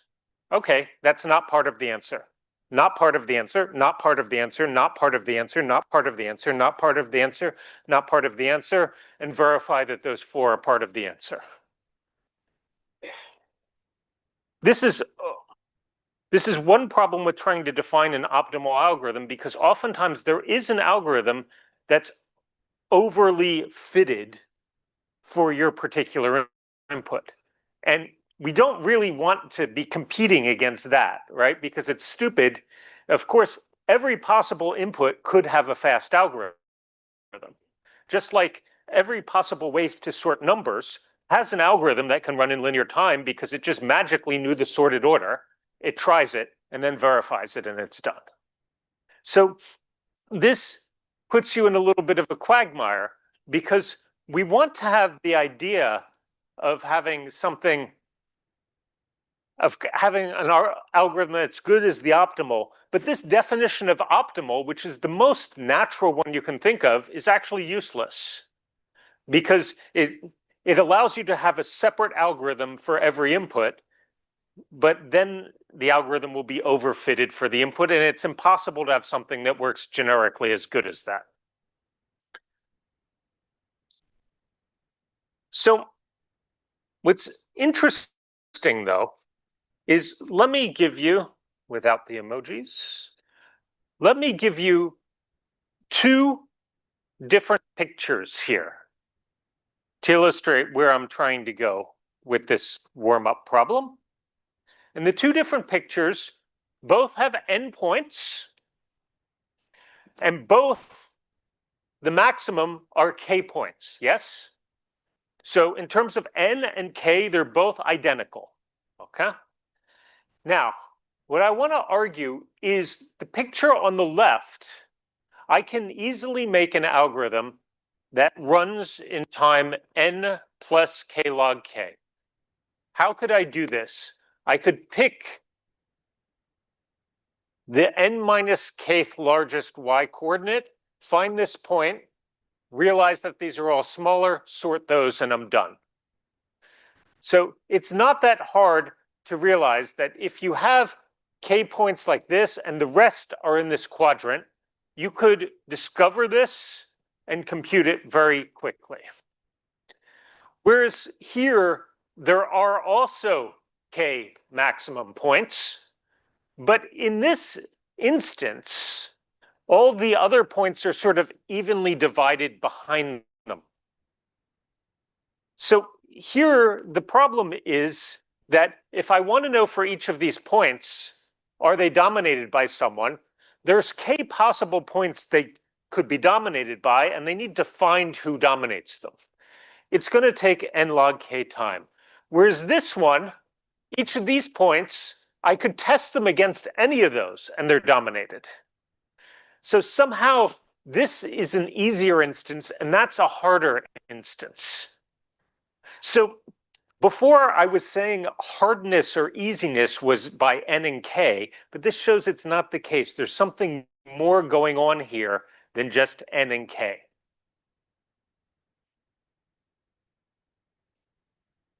Sorry.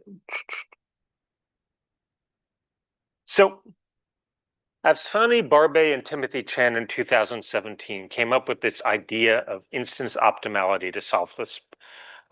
And this is somewhat of a genius idea, in that before, what I was saying was you wanted the optimum, that this was a bad idea to find the best algorithm for a particular instance. But when you think of an instance, when your computer gets these points, if you were to write a function, these points are labeled that you're going to have point number 1, point number 2, point number 3, point number 4. These are how points are delivered to you. They're delivered to you in an array. And the thing is if your algorithm is over-specified, if it's sort of pre-engineered to work with that particular point set, it's going to be saying, aha, I know I'm going to test 2 against 3. So what the idea was, in order to disallow algorithms, or in other words, to foil their attempts to be over-engineered, they said, treat the points as unordered. okay? Which is how I think of points anyway. In this problem, the point set is the point set. And here you're just using the artificial fact that the points came in a particular order. But the question is, how mathematically do you treat points as being unordered? They said, define the instance optimality for a particular point set to be the best an algorithm can do after you randomly permute the points. In other words, saying that the points are unordered. Unfortunately, computers don't take unordered points. They take them in order. But it says basically the algorithm is going to be measured not how it performs on a particular ordered set of points, but on the expected value after you permute the points. With the idea saying a fair algorithm, one that's not over-engineered, is one that if you permute the points, it shouldn't matter. Because all the algorithms I'm talking about, pick the median, sort this, do that, they don't care about how the points are permuted. So therefore, permuting the points should not affect the runtime of a fair algorithm. With this definition, this somehow magically captures easy and hard inputs. And let me show a picture as to why. So they showed the following. Now we have some formulas, but let's not let them scare us too much. So what they said is, let's play this game where you take each input and you surround the points by red boxes. Each red box can either be around one output point or around some of the other points. Okay? So I have one red box around each output point and one red box here, one red box here, with the only rule being the red boxes cannot intersect. They have to be disjoint. Okay? Now notice, can these and these be in the same red box? No, because if they did, it would enclose one of the output points. I'm sorry, if you did these and these, you would have to enclose that point. Now, you notice immediately that on the right, there are more boxes than on the left. This gets to the heart of the problem as to why the right instance is harder. And they showed the following, that the best runtime you can do, and this is tight, in both upper and lower bounds, in this instance optimal model, in other words, among algorithms that behave the same if you permute the points, is given by this formula where for each rectangle, you take the number of points in the rectangle times the log of, this is really the percentage of the points in the rectangle. So let's do the math. This is an entropy sort of thing. For those of you who are probably more from the electrical engineering side, it's familiar to you. Good. So here I have k points. Each of them is k rectangles. Each of them is 1 point times log n over 1, and n minus k points times log n over k. This is constant. So in other words, this whole thing is just plus n. So that's k log n. This one, unfortunately, each of these boxes has their k boxes. Each of them has n over k points. And now the logarithm is n divided by n over k, which is just k. So this gives you what I had just said before, that this is much faster.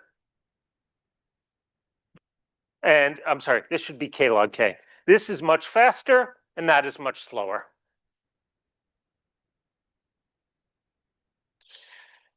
So now what is the algorithm to achieve this? Amazingly, it's as simple as you can imagine. The algorithm is as follows. Pick the median x. On the right side, pick the highest point.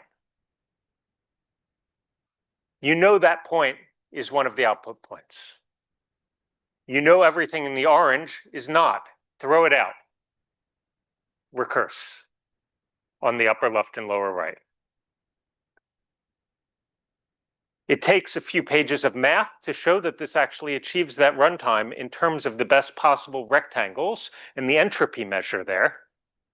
And this talk is not about long proofs, but it's quite amazing that you have this very simple, beautiful algorithm. And so this performs as good as possible as any algorithm, and provably so.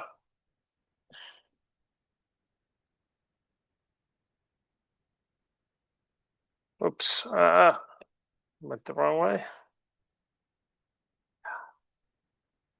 Okay, I'm going to skip the second problem for now because I'll see if I have time at the end and go here. So here I have less of a happy story, but it's a more beautiful story. So again, suppose you have some sort of number, some query values, and you want to return the predecessor of each. So the normal way we do this is via binary search, and binary search viewed as a flow chart looks like a binary search tree. And as you know, if what you want to do is minimize the worst case time to search, you want to minimize the height of the tree, because if I'm searching for something in the tree, the time I start at the top, like if I'm searching for 50, 50 is smaller than 100, bigger than 3. 100, if I'm 102, 100, 500, 102. If I'm searching for 100, I get lucky and I stop. It's at the top. So the time to search for something is proportional to its depth in the tree. So if you're trying to minimize the worst case time, you're trying to minimize the height of the tree. Because it's a binary tree, the best the height can be is log base 2 of n. So again, you'd think that's the end of the story. Well, we can go further. So suppose you only searched 102. This is a very stupid example. You can think of skewed input distributions. If I only searched for 102, if I knew this, I would put 102 at the top of the tree. Again, this is not rocket science, because then it would be faster. So this is just a very simple example showing that for some inputs, you don't want to build a perfectly balanced tree. Now, the next step is, what if you knew the frequency of each item that was searched? So suppose someone told you the frequencies, or suppose you had the data and you measured frequencies. If you knew the frequencies, and if I said, oh, the most frequently searched thing is 102, followed by 0, followed by etc. Then with that information, you could do a little better. In other words, you could build some tree which is optimal for those particular frequencies. I don't know if this is the optimal tree, but I'm pretending. So I put 102 at the root because it's the most frequent. Now, how can you build such a tree? Well, again, I'm speaking in the 60s. So if you use the Corman, Lysis, and Rivest-Stein algorithms textbook, in the book, they show you how to solve this problem in n squared time. I see some people nodding their head. And amazingly, this is done using dynamic programming. It's exact, and it's also quite slow. And it's amazing it has not been improved in about 65 years. However, everything I've been talking about, I'm an algorithms person, so I work in terms of big O. So if you don't want the perfect tree, but you're willing to have the expected height be off by 1, then you, Mike Fredman showed how to do this in the 70s in linear time. In other words, having the exact expected height and the expected height, give or take 1, is a huge difference in terms of runtime. What is that up to? Last one. Up to +1 off. So the 1 is exact. So, and here, similar to the previous slide, the answer for what is the optimum is a function of entropy. In other words, if you know the frequency of each item, basically the cost to search an item is its log of its frequency. So in other words, if an item is appears 1 out of every k searches, it should take about log k time to search it. That's it. Again, this is old news. But sometimes, so this is what's called a static optimal tree. In other words, this is the absolute best you can do if you know the sequence of searches and you're allowed to create a tree. And in the 70s, they said, hooray, we can do this. But for some sequences, this is in fact terrible. So suppose your searches look like this. And from now on in the talk, I'm going to assume the tree is storing the numbers 1 through n, just to make life easy. So suppose you search 1, 1, 1, 1, 1, 1, 1, 2, 2, 2, 2, 2, 2, 2, 3, 3, 3, 3, 3, 3, 3, 4, 4, 4, all the way up to n. So I search each of them n times. Okay? If I search each of them n times, is each of them equally frequent? Yes. So therefore, what is going to be your time per item? On average, it's log n. But even you know that if I have the searches just keep repeating, what could I do? I could somehow just remember the previous search. So as I said, here you have log n per search. This is optimal for a fixed tree. But who says the tree needs to be fixed? This is a stupid rule. Okay?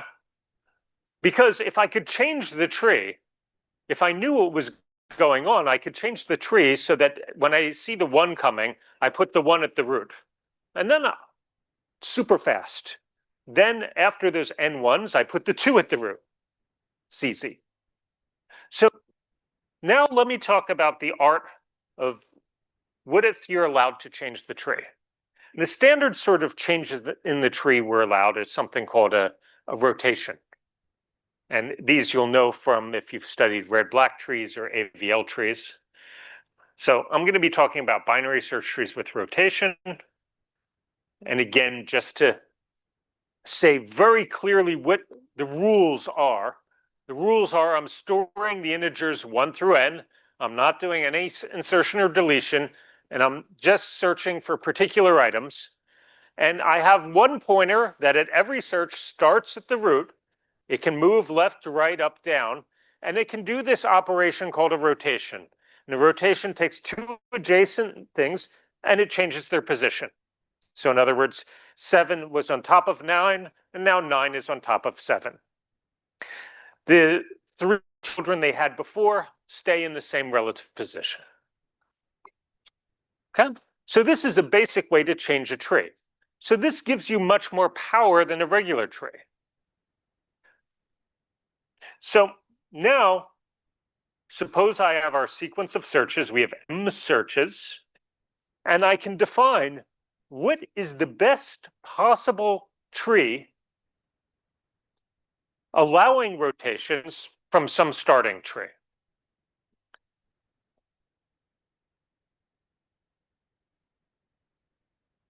And you can argue that because the starting tree shouldn't matter that much. The intuition is that if you have a very long sequence of searches and you're allowed to change the tree, the optimum shouldn't depend on where you start, because an optimum algorithm could always just change things to be the best starting tree. Okay, so we're going to use opt_x to represent the fastest algorithm to execute a particular sequence of searches with a tree allowing rotation. So here I'm trying to get it again that the optimum should vary based on the input. In other words, some inputs are easy to search, some inputs are hard to search. Easy to search is easy enough. For example, if I tell you to search 1, 2, 3, 4, 5, this could be my tree. 1, 2, 3, 4, 5, I search for 1, and I do a rotation. Then I search for 2, I do a rotation. I search for 3, I do a rotation. So in other words, if I knew I was going to just access 1, 2, 3, 4, 5 in order, what I could do is just start with that and just do the rotations, and each one only took constant time. So it didn't take log n time, much faster. Notice without rotations, you would be out of luck, because if you do 1, 2, 3, 4, 5 all the way to n, this is an even distribution. So on a static tree, doesn't work because the entropy is log n. Now, what's very interesting in binary search trees is that there are some sequences that require log n per operation on average. This goes against the idea that I said before that said in normal algorithms, you can over-engineer an algorithm for a particular sequence. What's really interesting with binary search trees is there are sequences which, even if I tell you the sequence in advance, and you're allowed to engineer it in advance and think about it all you want, it's hopeless. What are these sequences? It's something called the bit reversal sequence. So the bit reversal sequence, you can generate it this way. It's a nice sequence to know because it sort of is the most messed up sequence you can think of that's deterministic. So here I start with 0. I add 8 to it, I get 0, 8. I add 4 to it, I get 0, 8, 4, 12. I add 2 to it, I get that. I add 1 to it, I get that. Again, start with whatever power of 2 you feel like it. So this, in effect, is the most messed up sequence you can think of. You can think of it as, what is it really accessing? It's accessing the first one, the middle one, then the 1/4, then the 3/4, then the 1/8, then the 5/8, then the 3/8, then the 7/8. It sort of keeps, if you think of an old-fashioned ruler, it's going down from the big things to the small things, always going to something that's as far away as possible. So this, yep.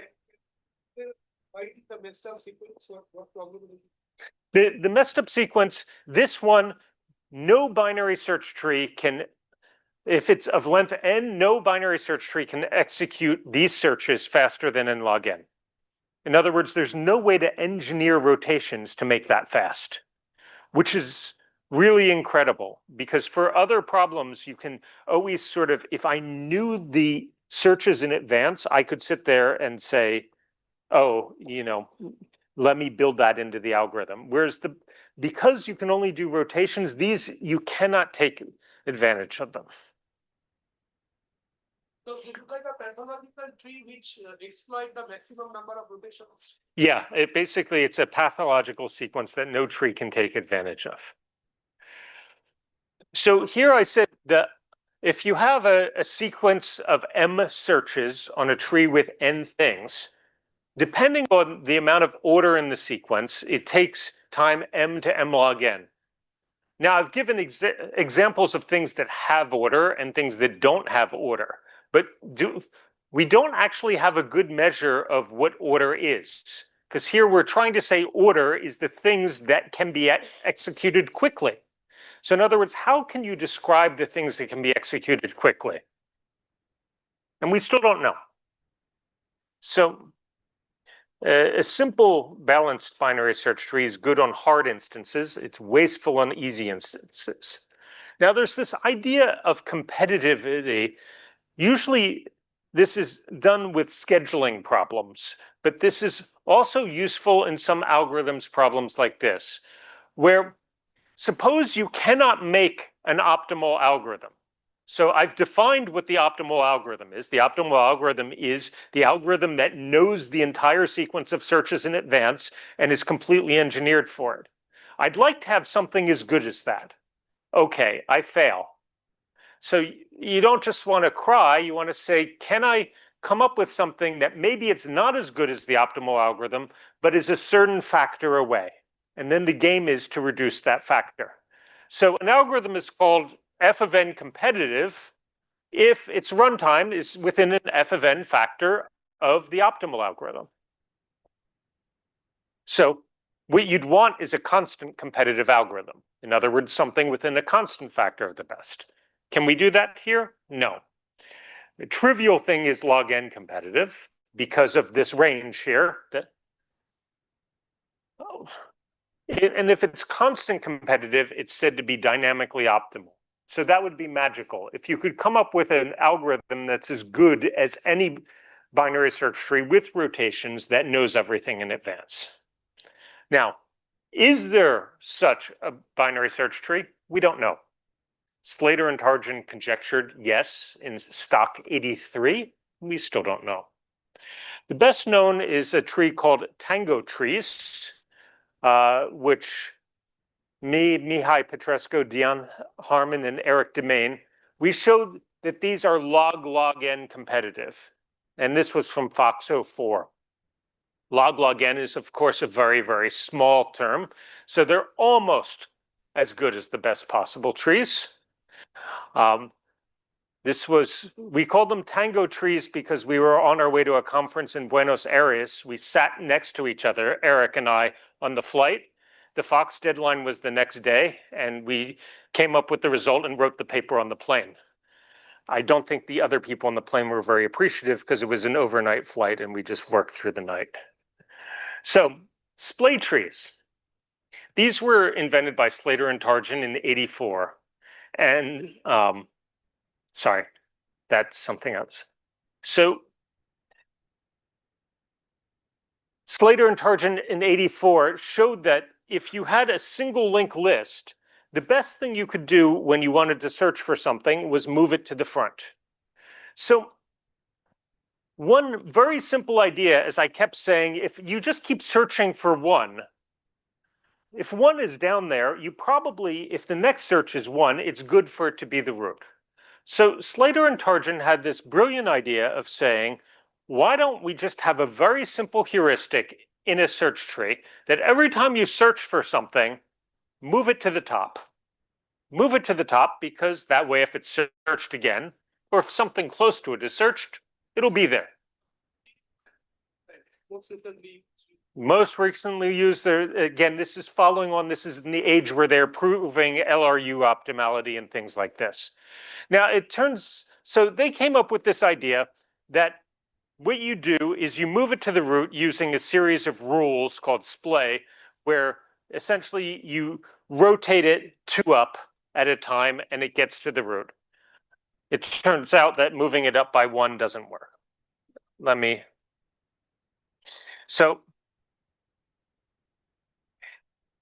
Because if you're stupid about it, if you just take 1 and you rotate it to the root, if you rotate 1 with 2 and then 1 with 3 and 1 with 4, unfortunately you get this tree. This tree is fine, it has 1 at the root again, but the rest of the tree still looks pretty annoying.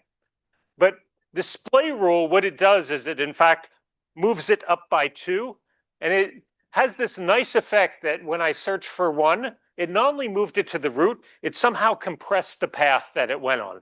So that if you keep searching for more and more things, the path keeps getting more and more compressed. How am I doing on time? It's okay. Yeah. Anyway, the problem is BSTs with rotation can be viewed as a model of computation. You have a sequence of searches. Opt is the best algorithm. We have this notion of competitivity, and log-log-n is the best possible competitivity. And whether or not you can do as good as possible remains open. I want to show you just one beautiful thing, and then I'll finish. The beautiful thing is as follows. So suppose in this tree, suppose I search for I. Let me just draw this picture. I search for I touch D, F, H, I. Now suppose I search for C. I touch D, B, C. Now I searched for E, I searched for A, I searched for G. And I'm simply plotting for each search, what am I touching in the most simple way possible, where the black X is the thing I'm searching for and the red X is the collateral damage, the things I have to touch along the way. And then suppose I do a rotation and then I keep searching. I get this picture. And what's nice about this picture is, first off, drawing trees is really annoying. and drawing this picture is very nice. And the runtime of the tree is exactly the number of X's in the picture because it's exactly what I touched. So the cost of the runtime is the number of X's here. And if you stare and think, you realize, can you find two X's not on the same row or column that have nothing in the middle? And the answer is no. So if there's no thing like this, we call it an arbitrarily satisfied set. So this is an arbitrarily satisfied set.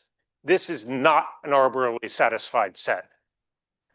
And so what's really interesting is that with this definition, we prove the following, is that any execution of a binary search tree gives you a set that's arbitrarily satisfied, where you cannot find this.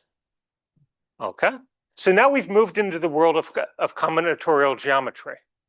And what's amazing is you have the reverse, that if I give you any set of points, if you cannot find those two with an empty rectangle, then I can convert it back into a binary search tree. So these point sets and binary search trees are exactly the same thing.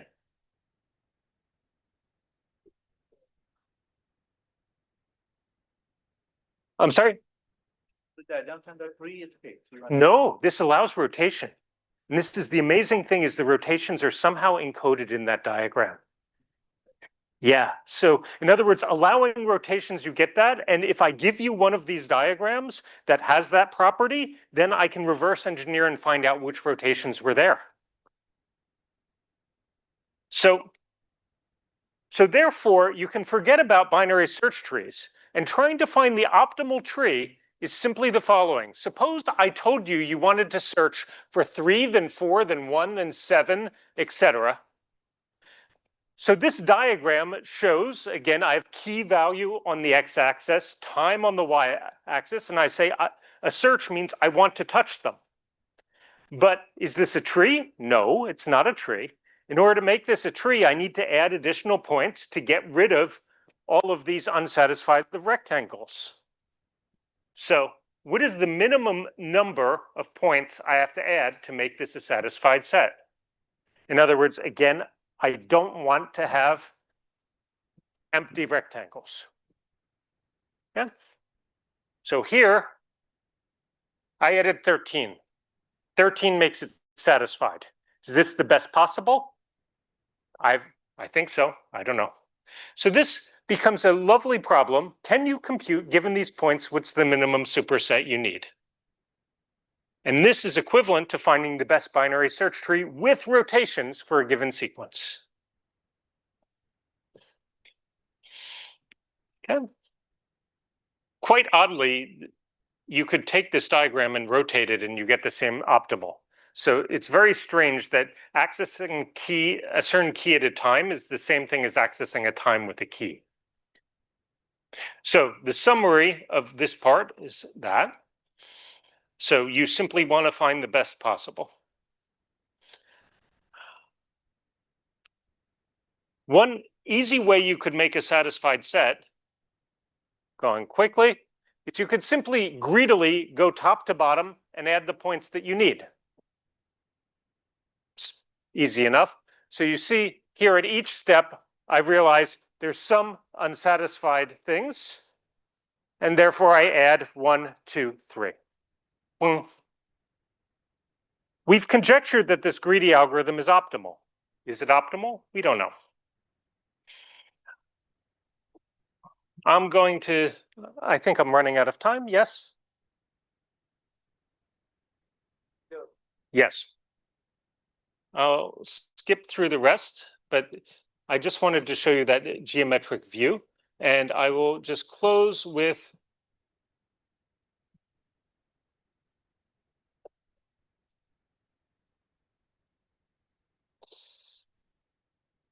here's one open problem.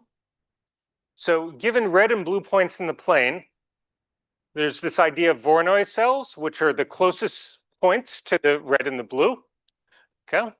And this is the boundary between the points of the plane that's closer to red and points of the plane that's closer to blue. It's called the red-blue Voronoi. You can compute the Voronoi in n log n time. We showed in 2003 how to compute it in an output-sensitive way. In other words, n log k when the boundary is small. Can you do this in an instance optimal way? I don't know. I've thought about it. Why do I ask this problem? Well, because this is my most cited paper. Why? Because it's been picked up by the machine learning community, because this is, you have red instances and blue instances, and this is computing the boundary between red and blue instances. And if the boundary is small, or if somehow the training set has good structure to it, we'd like to take advantage of it. Most of the people who cite the work don't seem to notice we only solved it in 2D, but that's okay. Okay. Yeah, there is a boundary. I mean, yeah, if you have red and blue points, there's always a boundary between the part of the plane that's closer to a red point and the part of the plane that's closest to the blue points. Yeah, it doesn't seem to help. It could be, of course, many patches all over the place, but okay, with that, I'll close. Thank you.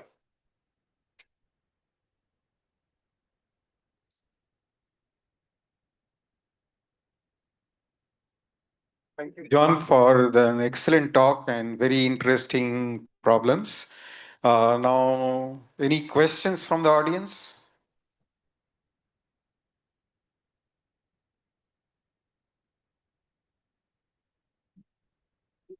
Not assuming that it's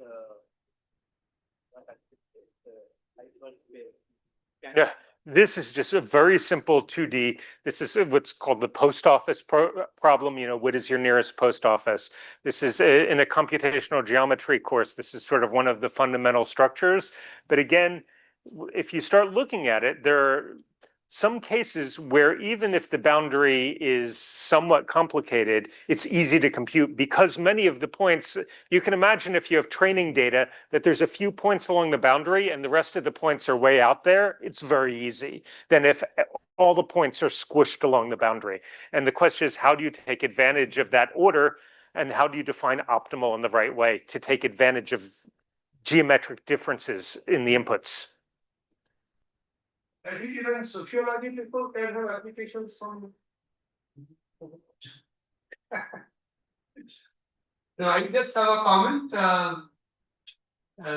So John, I think, worked on slate sheets a lot, and I went to Michael Feldman's room and say, "Sir, can you give me a problem?" And he said, "Well, I have actually I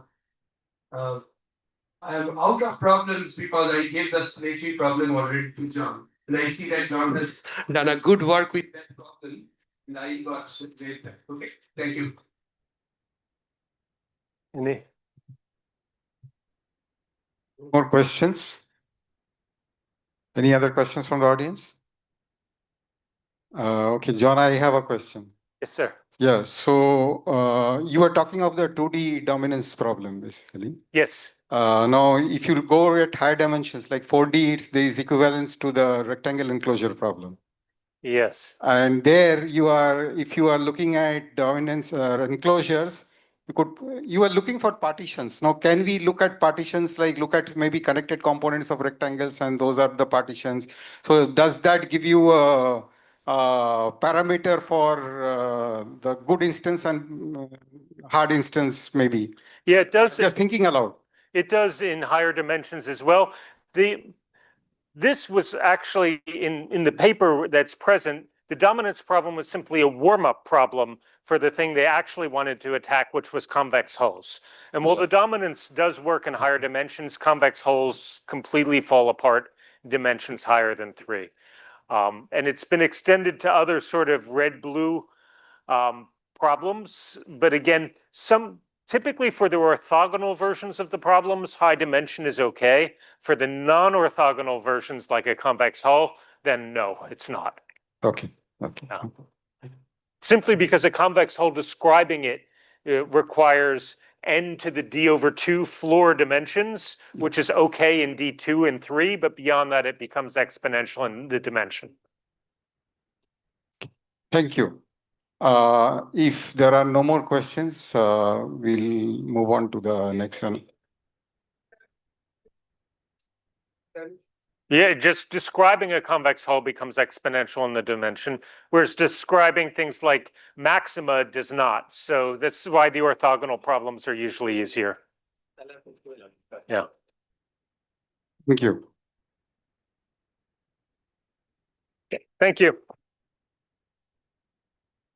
Thank you, sirs. I would now request Professor Prashinjit Gupta to please felicitate Professor John Iacono. Sir, please come up on stage, sir.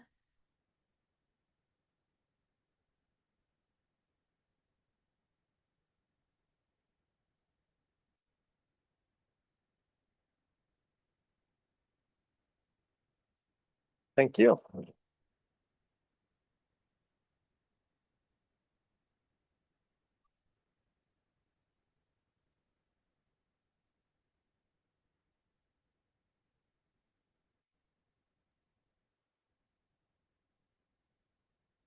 Thank you very much. You can keep it here. It's fine. Oh, okay. Thank you. Thank you. Thank you, sir. I would now request Professor Dinobandhu Bhandari to please come up on stage and felicitate our session chair, Professor Prashinjit Gupta. Very nice. Thank you.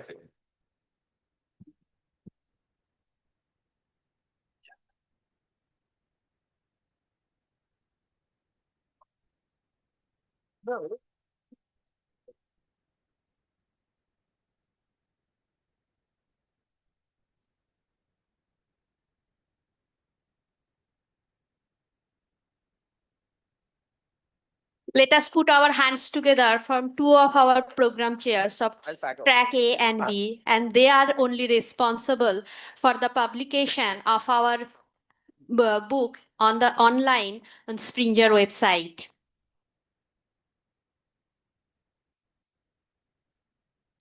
We will now move to our first technical session.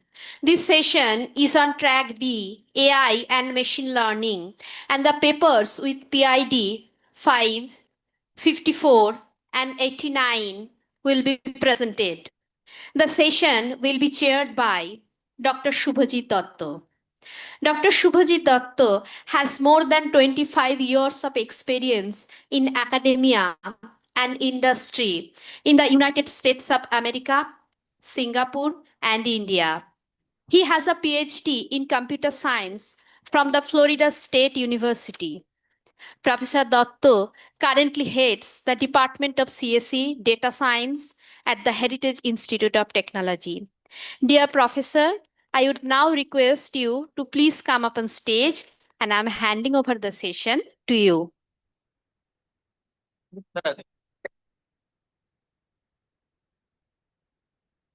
I would now request the audience to please put your mobiles on mute. Okay, welcome all of you. So this is the first technical session. And in all the most interesting sessions I go in conferences, the session chair talks the least. So that's the way to make best conference sessions happen. So we have 3 papers here, but the sessions chair also has an unpleasant duty of imposing time. Thankfully, I have some volunteers with me here. So what we'll do is that we'll have 12 minutes for the talk and 3 minutes for the question and answer after that. I understand the system is such set up that some kind of a signal will go up from the timer here. I request the speakers to please be cognizant of that, because that's a gentle reminder. If it's not heeded to, then we'll need to kind of stop the talk. We don't want to do that. We want to bring it to a graceful closure. But in the interest of time, we have to stick to the schedule. There are three talks in this session. The first one is the speakers are here, right? Okay, the first one is the title is Attribute Discovery for a Product. It's by Shakib Mondal and Naveen Krishna, both from Walmart. And I understand Takib Mondol is one who will be presenting, and it's a presentation in person. So I request the speaker to kindly take the stage. And can I have who's taking the time? Okay, fine. So, sir, if you could kindly, sir, Mr. Mondol, yeah, kindly, our friend here would be the timer. So after 12 minutes, so at 11 minutes, kindly raise your hand. So at that point, there's 1 minute more. Okay. So thank you so much. Yeah. Good afternoon. I'll be talking about attribute discovery for product. This is a joint work with my colleague Navin Krishna. Sir, could you just Anirban দাও লেপেলটা লাগিয়ে দাও lapel পুরো লাগাও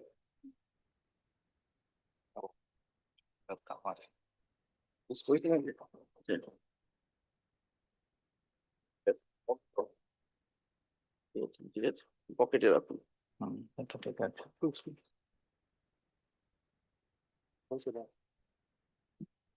ঠিক আছে ঠিক আছে Is it working? Is it working? Okay, sorry. Yeah, so sorry about that. So I'll be talking about our paper, Attribute Discovery for Product. This is a joint work with my colleague Navin Krishna. First, about the problem background, why this problem is interesting problem to work on. See, for online retailer like Walmart, where customers are looking for specific product, say somebody is looking for red shirt for maybe age group 10 to 15 years, it's important that person, as a result of the search, gets the product which are relevant. He should not get, instead of search, he should not see pants, right? So it's important that the person sees only a product of that specifications, that shirt as the product type and age range and probably color, whatever he has specified. But the way the seller set up the item, when the items are set up, these are basically specified as some title, description, and probably images and all. Now, if we have to go and put what are the relevant attributes for the product first, we'll have to know what are the relevant attributes, what are their values, and then manually do that. That's a conversion term. We cannot do that. So can we do this automatically through machine learning? And that's the thing that we are trying to propose here. We are saying that, yeah, with machine learning, we can do it. We can discover the attributes, what are the meaningful attributes of the product, any product that we are that are listed on the website in a suitable manner. I don't know why it's not working. This is not working. Pointer not working. Can you do it from there? Sorry, the pointer is not working, but maybe I'll just go through till the next thing comes. So what we are talking about is a topic modeling approach to do that, and it has three different components. Okay, first is phrase mining approach, where it tries to get important phrases from the description of the product and title of the product. That's very straightforward. And second thing is about the constraint clustering. I'll talk about what is that constraint clustering. There are examples of that.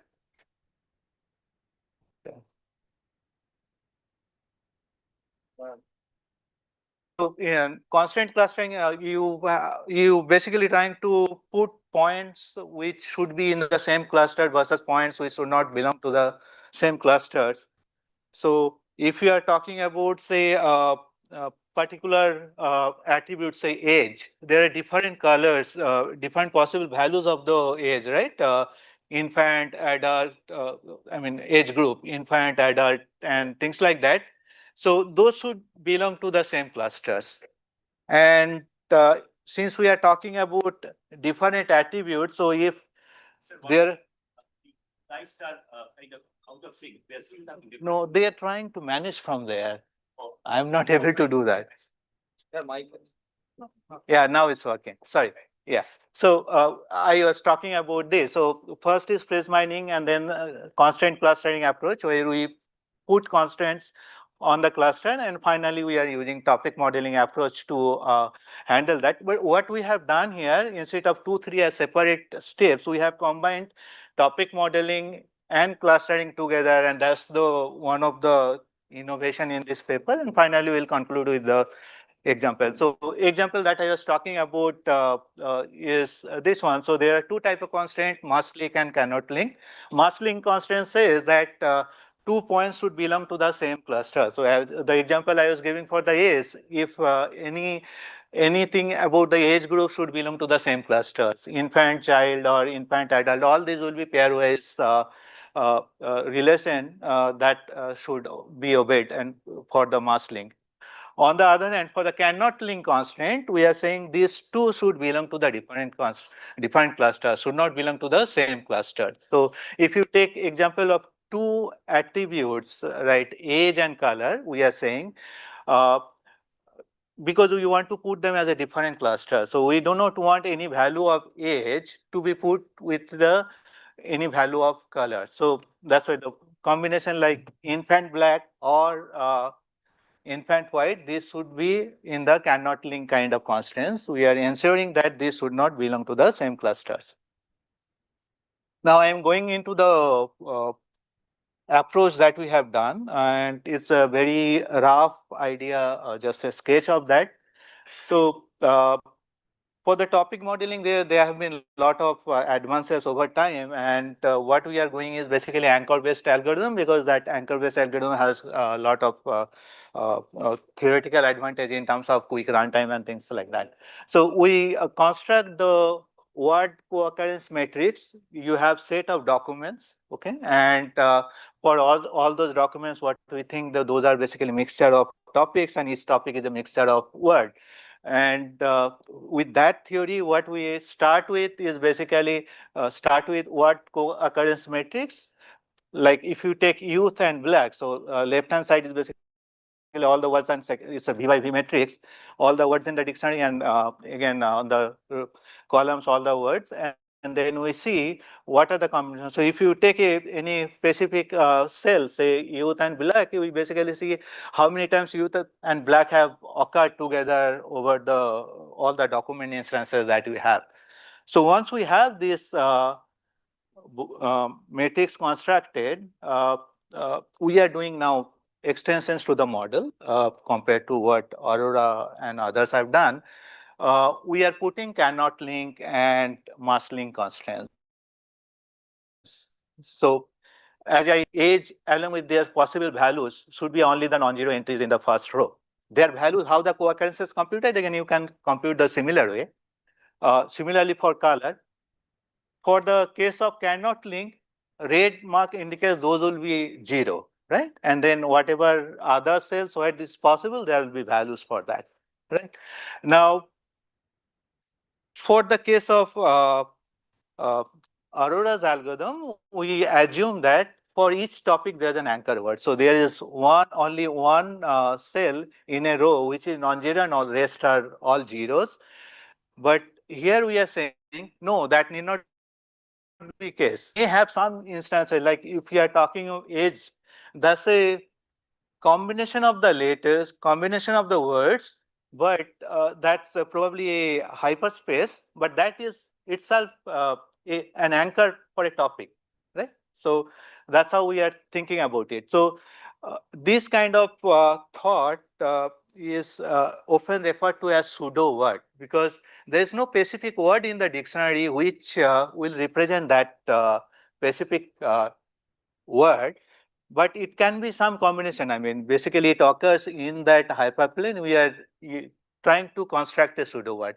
So to do the actual algorithm, topic modeling, topic discovery, we need to find out an equivalent word in the representation. I mean, when we do word embedding, and for that, there should be some mechanism to do that. So what we are doing from the constituent elements in the row, we are constructing a pseudo word, and these are different approaches, arithmetic mean, geometric mean. There is a slide which will explain it later to construct that pseudo anchor words. Okay. And then next thing is the way it is done. Once we have set up anchor words or pseudo anchor words, and if we are interested in, say, K topic, we can discover rest of the anchor words using Gram-Schmidt process. So Gram-Schmidt process is very, I mean, most of us know it's basically more like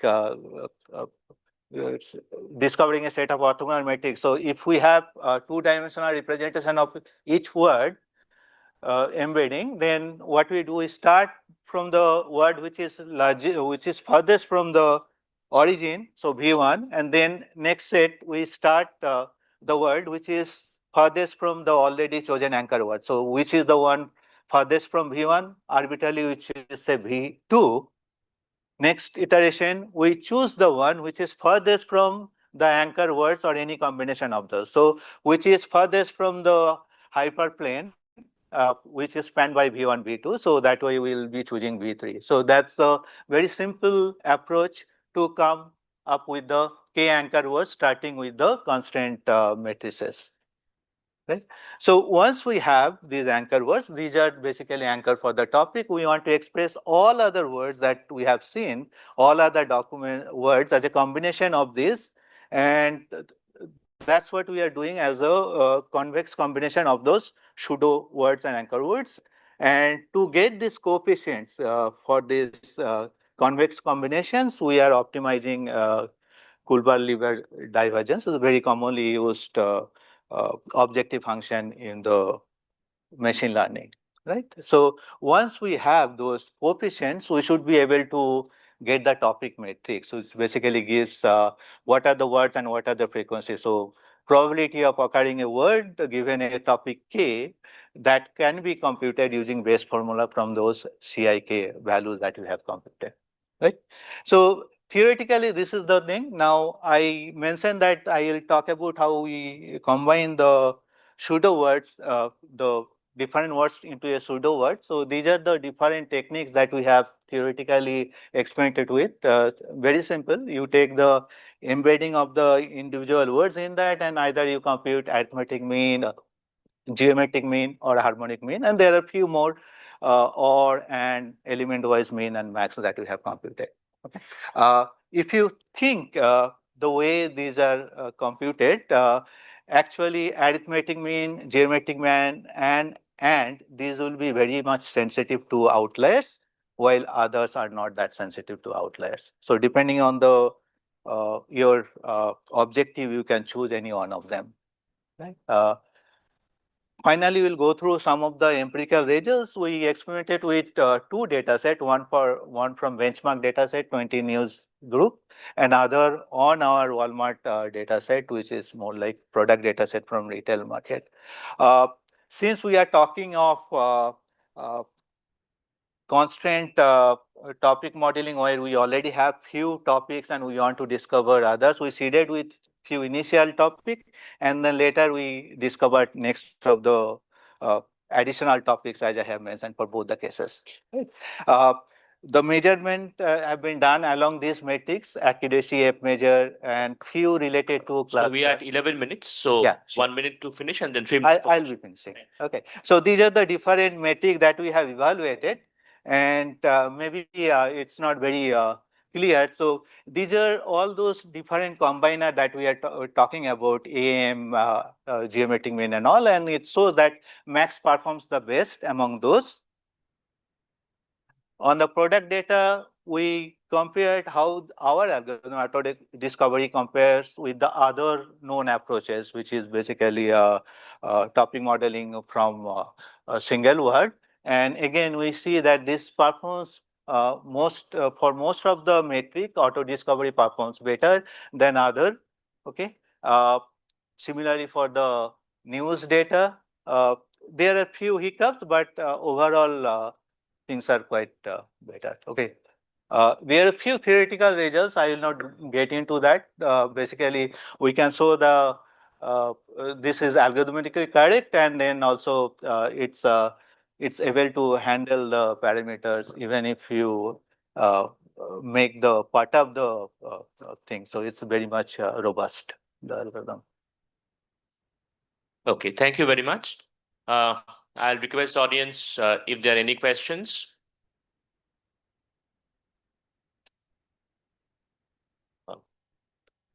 Any questions on this? Okay, as the audience kind of frames their question, I'll ask a question. Very interesting topic, right? With a lot of industry relevance, and it came out from some practical application. I had one question. So, topic modeling is an area which has been studied from different aspects. So, maybe I missed it, but this approach versus something called LDA. LDA has been there for quite some time. I think Robert Bly of Cornell invented that. It uses distribution, and then so how is it different from LDA? Yeah, so I mentioned that briefly. See, LDA or PLSA, those are more like probabilistic approach. Okay, they try to discover topic from the distribution, and then you use that.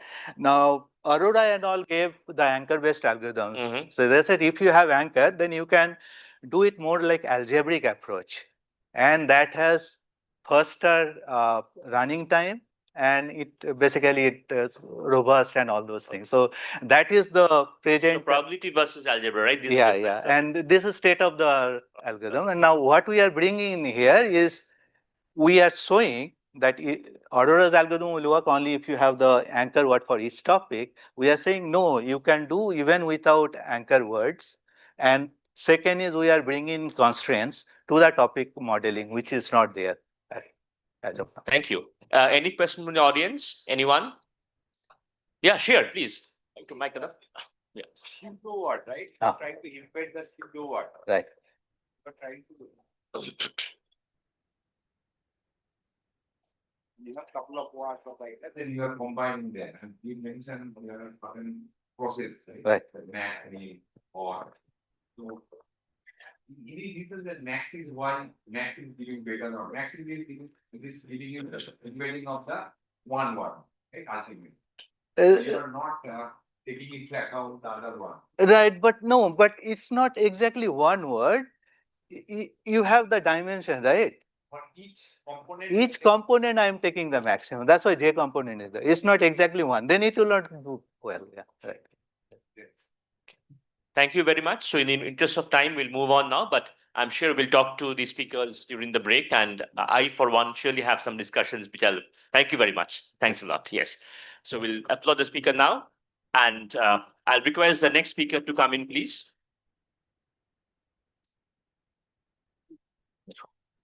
Can I take this one? Okay. So the next. Presenter is on the table. Sorry. Yeah. Short a minute. Okay. So the next talk in this particular track is the paper is titled Emotion Aware Movie Recommendation Using a Transformer Based Deep Learning Approach. The authors are Soumya Das, Janvi Murarka, Ishita Dotto, and Cholok Dotto. Soumya would present the paper. So it's all yours. Yeah. এটা লাগবে না না এটা লাগবে না তুমি ঘুরে কথা বলতে পারবে এইটাতে সব করে কথা বলতে ফাইন যদি আমরা দেখে নাও up down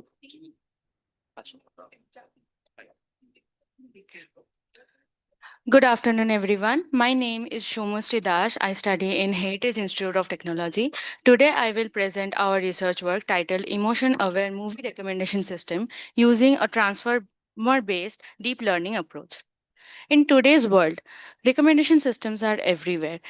Especially in case of movie recommendations, Netflix, Prime Video, and many other platforms use recommendation systems. These recommendation systems recommend movies based on genres, ratings, and past watch histories.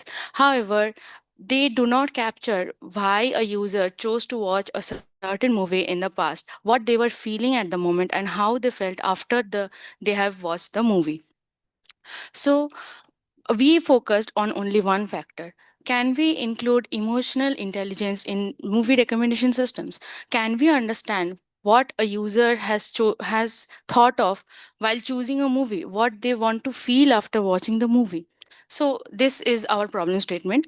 Traditional movie recommendation systems Traditional movie recommendation systems often overlook the critical role of user emotion. Reliance solely on user interactions creates a personal gap. This is what we discussed just now. And our proposed solution includes a context sensitive, transformer based emotion aware recommendation system. We have utilized a fine-tuned distal Roberta model to extract 7-dimensional emotional vectors. The 7 emotional vectors that we have focused on are the very basic ones: joy, sadness, anger, surprise, disgust, and neutral. Neutral simply means something informative. Now, next, we have mapped each movie to an emotion vector and generated recommendations to either match or regulate the user's emotions.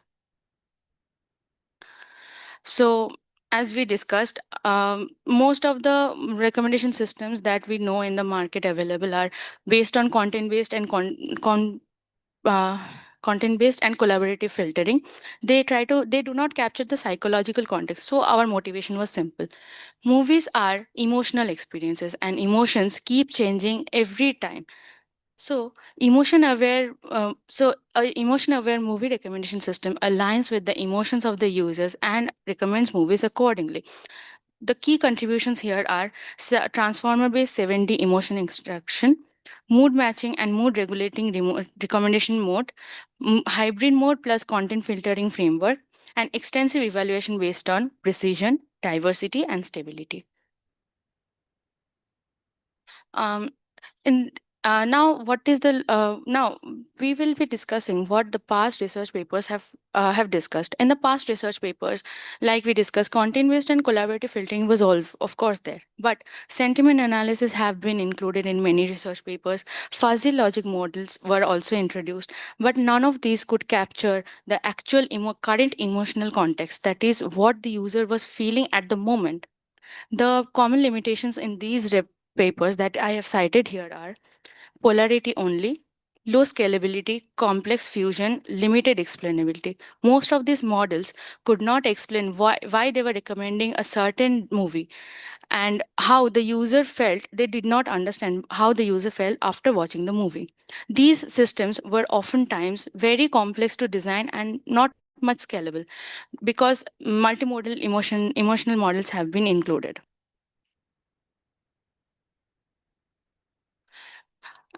Research gaps.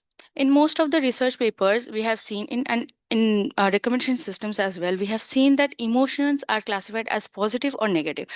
But emotions cannot be classified as black and white. Emotions have many colors, and that is why we have considered the basic 7 emotions. The absence of real time mood adaptation is another research gap that appears in most of the models. Limited model explainability, that is, the models cannot explain why they recommended something. Lack of recommendation stability evaluation, that is, most studies do not check whether recommendations change too much when the data or settings change.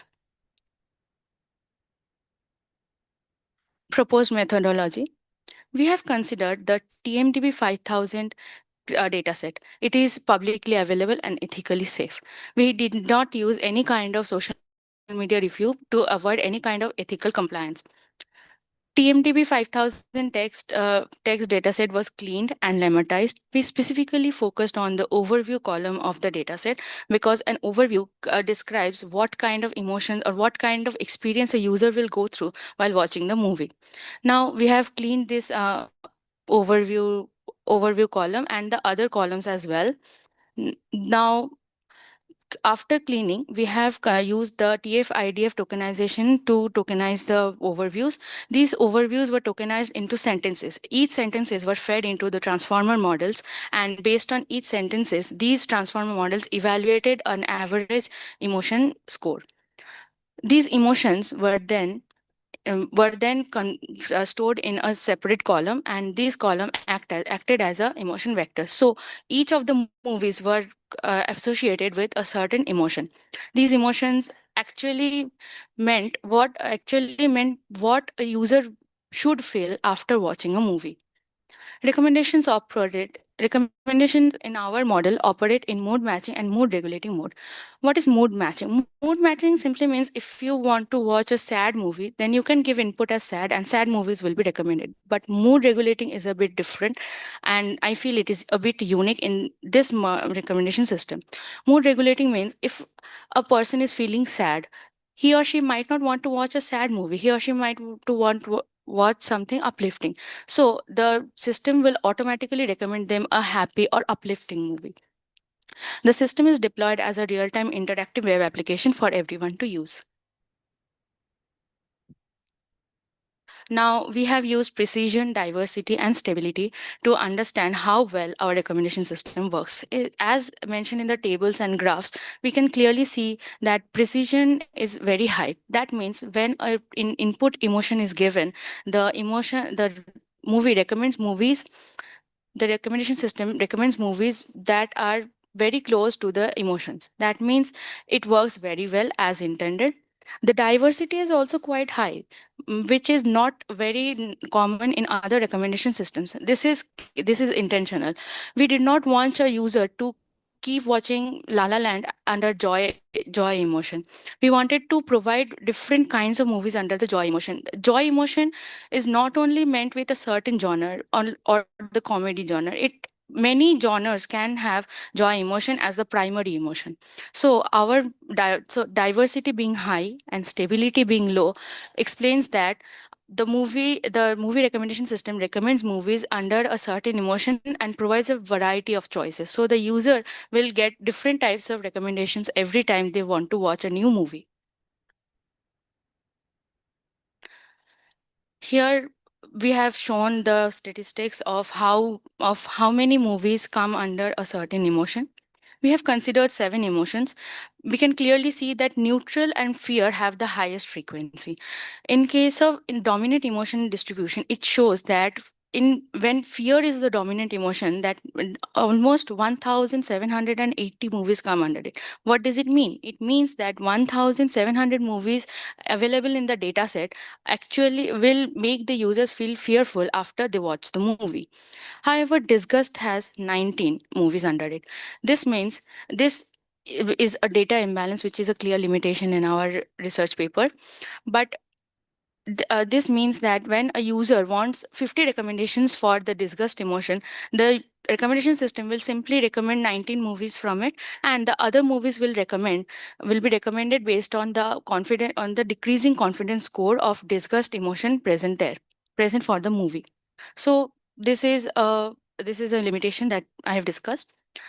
But the final metrics show that the precisions are high most of the time. Diversity scores are median, and stability scores are also okay. This shows that our recommendation system works as intended. In the comparative analysis, as we discussed earlier, that most of the research papers available use very complex system designs, and they use multimodal systems. Using a multimodal system has removed their focus from the recommendation logic. So our novelty lies in the recommendation logic. We used a pre-trained transformer model, so because we wanted to incorporate the 7 emotions and get the 7 emotions as better as possible. Uh, also, we focused on the emotion mapping that is used in the mood regulation case. Conclusion and future directions. This work presents a context-sensitive, emotion-aware movie recommendation system built on a fine-tuned transformer model. The transformer model was taken from Hugging Face. Its name is J. Hartman English Emotion Distal Roberta Base. At the end, we can conclude that our movie recommendation system works very well because it has diversity of 0.57 and average precision of 0.73. From our research, we clearly see that texts can give emotions. We can infer emotions from texts, and these emotions can be used to apply in personalizing the recommendation systems available in the market. We have intentionally used the text-based recommendation system because our primary motive was that this recommendation system might be used in the existing recommendation systems used in the Netflix or Prime videos, like that kind of platforms, because these platforms mostly take inputs in text.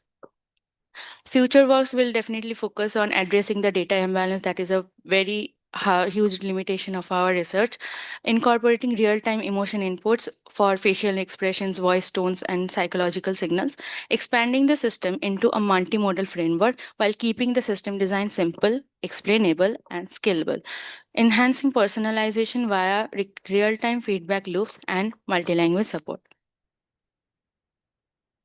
These are all the references used in our recommendation systems. Thank you very much, Heritage Institute of Technology, for giving me this opportunity. And thank you, the faculty members of my department, Data Science, for always guiding me. Okay, thank you very much. So I'll throw open the floor now for questions. Anyone would like? Yes, please.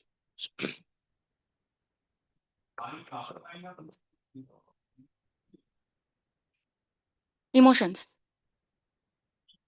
Yes.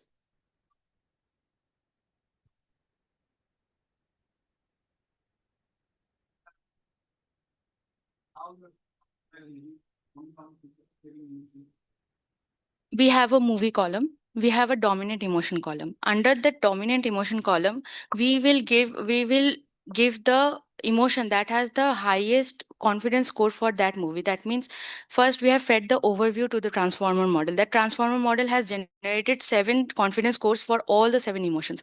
We will consider the emotion with the highest confidence score and assign this emotion to the movie. So a movie to emotion vector mapping will be created. We have used the transformer model, pre-trained transformer model from Hugging Face. That transformer model goes to the overview token. It uses sentence tokens, and these tokens are fed into the transformer model. Then they give some confidence score based on the overview.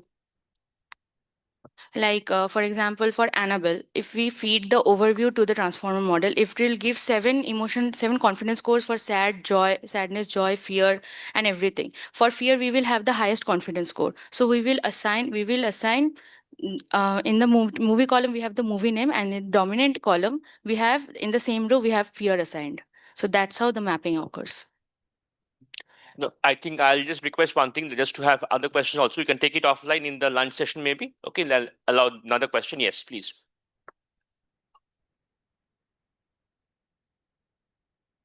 Diversity matrix, we have find out how many movies that were recommended here. We have tried to find out what movies ever were actually different, have different genres. We have focused on the different genre. We have written code. We have written functions and code in our model. It is there.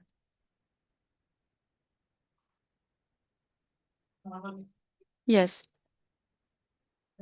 Yes. Yes. Diversity is in this area. So therefore, asking is it already here or you have just introduced it in your paper for your. Sir, we have introduced it on our own because we have introduced it in a way that if there are 100 movies, we will find out, suppose 50 movies were recommended. So we will find out how many movies have different genres among the 50 movies. So we will find out the amount of similar movies that were recommended and the amount of different genre movies that were recommended. That's how we calculate the diversity. Recommending diverse set of movies to a particular user, will it help? Suppose that the user is in a sad mood, but if you are recommending something which is happy or which is sad or which is something the different genre based on the different genre, so or it could be that simple that we will take that it is feeling sad for a surprise you will recommend him a joy movie, example. So there is my question: the diversity will really impact the accuracy of the system? So never asking you how you have calculated. Okay, And sir. the second question is how this mood have you captured? Have you captured the mood based on the reviews given by the user, or there is a prompt where user will write something that I am feeling sad, so please recommend me something. Actually, we have given a drop-down list, and in the drop-down list, 7 emotions will be there. So the user can choose any emotion from the 7 emotions. Then two options will be provided. Do you want to watch something similar to the emotion or something regulating to the emotion? So that's how the recommendation system works. Okay, thank you for your questions. So, in the interest of time, we'll move forward. And it's good to see the conversation kind of just about starting. So, I request those who have further questions to please talk to Shomosri during the break. Thank you very much, Shomosri. Appreciate your presentation. We'll move on to the next presentation now.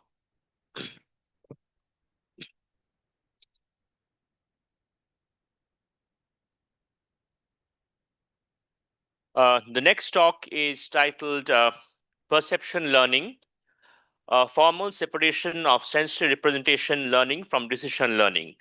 And this is the author and the speaker is Shuman Channal from Big Data Analytics, Goa Institute of Management, Goa, India. So, sir, the stage is yours.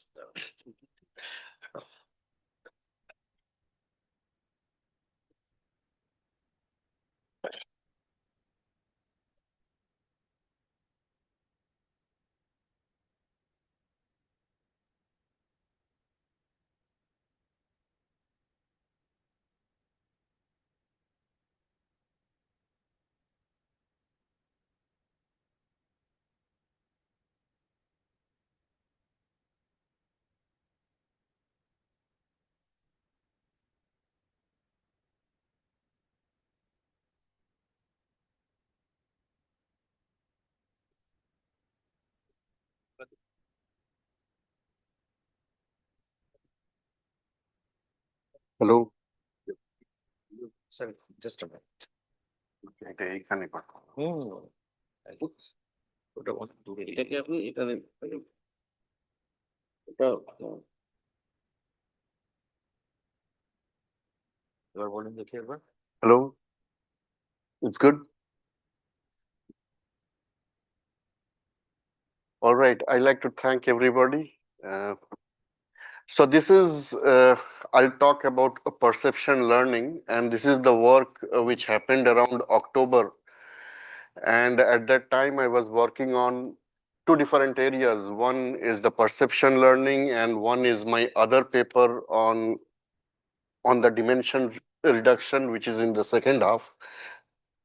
In the middle of a very extensive, heavy teaching semester I was having. So I haven't really had the time to do the experiments on this particular concept. So what I will do today is I'll spend a lot of time explaining the concept.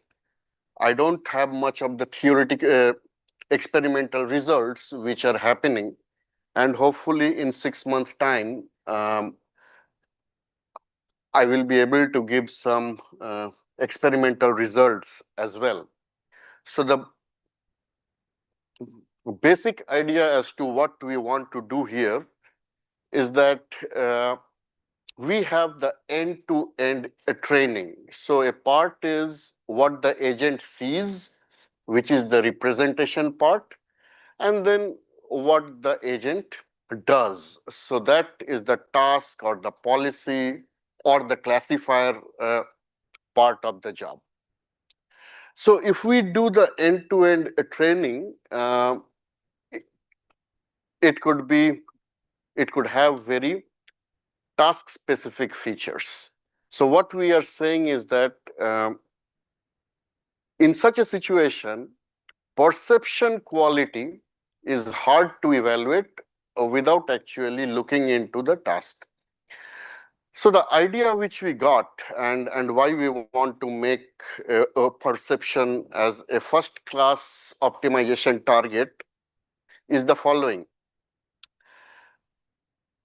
So the basic idea comes from child psychology and how the child actually learns. So in the earlier years of a child, the first few years, the child does not take any decision.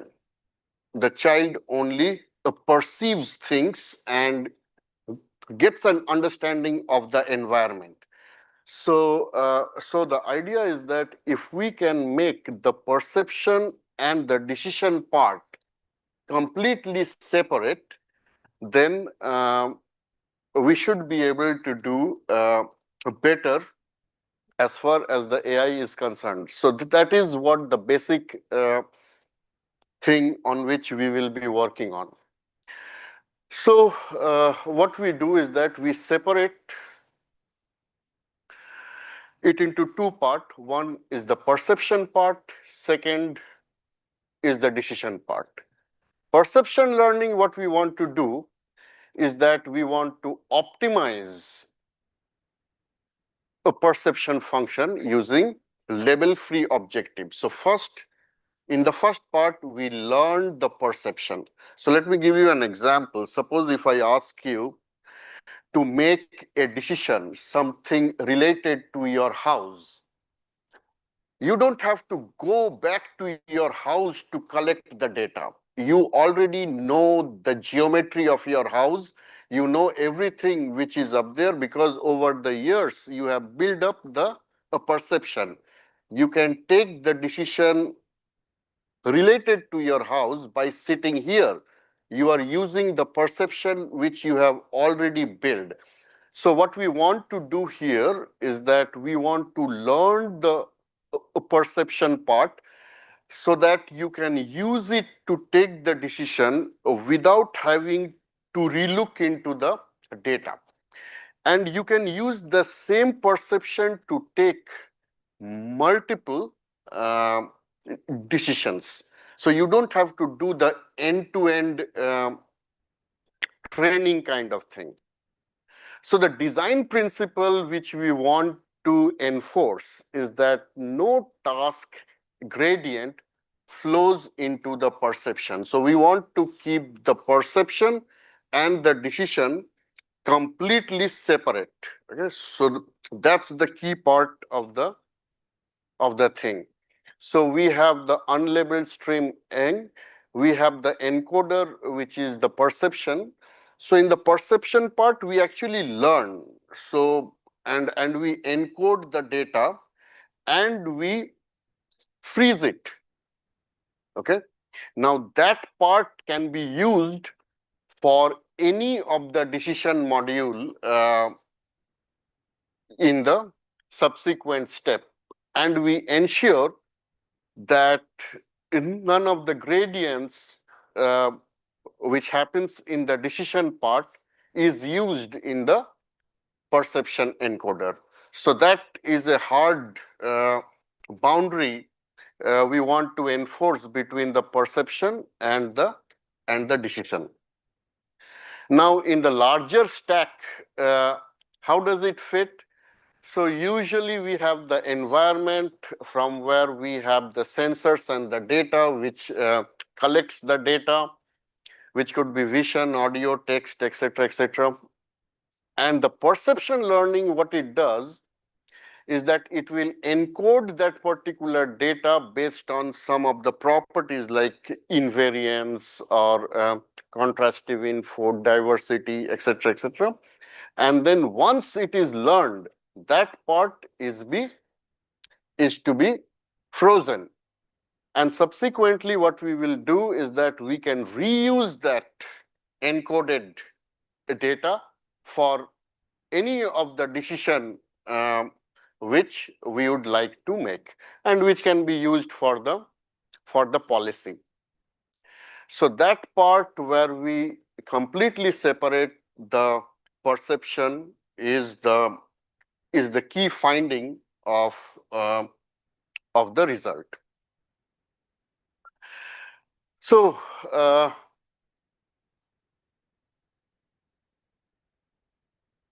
so the minimal principle which we are ensuring in the perception learning is that first is the separation part, that the perception and the decision has to be separate. The second part is that admissible supervision. So what we can do is we can evaluate the perception itself, how good the perception or whether the perception has been is up to the mark or not. So we do not need any of the details from the task to evaluate the perception. And so we can certify the perception. Task agonistic. You don't even have to look into the task. We can certify whether the perception is up to the mark or not. And once we are able to certify that part, you can use it for any task which we might want to use. Now, which brings us to a couple of things. What are the perceptual properties which we want to take, and how to evaluate them? So one, these are fairly standard things which we would want to ensure our perception should have. So invariance, equivariance, information leakage control, and the geometry. So these are the things which we would want to ensure that the data has. And this is the thing which we want to learn. Then we can similarly, this is an example how we can learn that particular perception, and we can encode them. So key message here is that we want to optimize the perceptual quality directly, not via the downstream success. And finally, we can evaluate things, we can use things like the invariance curve or the leakage, nuisance independence, and other kind of things. We can get the plots or the tables to evaluate them.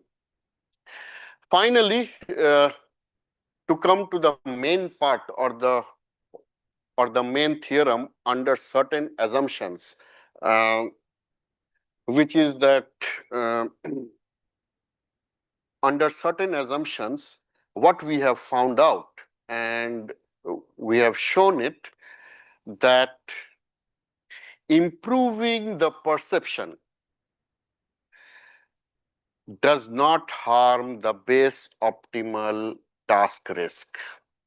So if we improve the perception, or if we have the perception, if the perception is fine, you can use it for any task. It does not affect the task. So if your perception, if it satisfies a certain assumption, then we are good to go. We can fit. It's like the Lego box. So it's like the Lego piece which we can use for the perception, and then for any of the downstream task, you can use it. So that is the key highlight of the work right now. So towards the end, I'd like to conclude by saying, so what do we get from the perception learning? We get the reusable code. Reusable means it can be used for any of the task. We make modular training pipelines, and finally, we can measure it with task agonistic matrix. So with that, I'd like to end the talk. Thank you very much. I'll throw open the floor now for questions. Would there be any questions? So as the audience processes and thinks about question, let me ask a question. Very interesting theoretical framework. So as you mentioned, I mean, you're still working on how to practically validate this.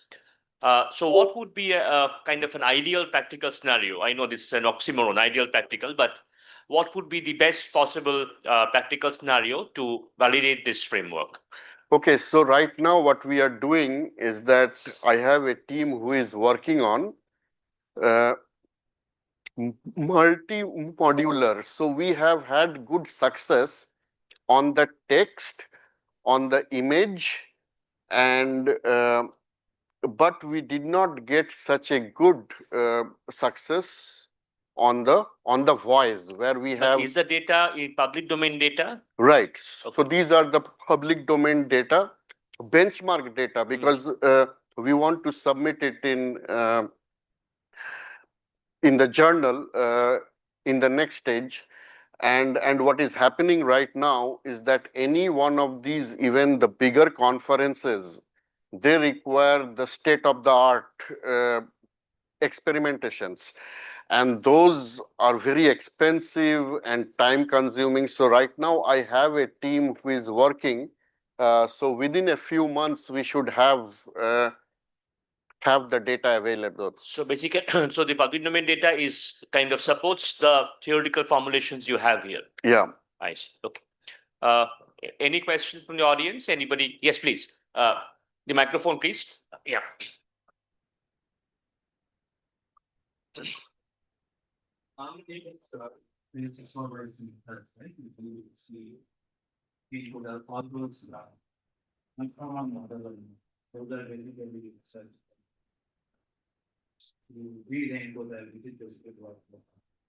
This should be a comparison against the before the how we have any material.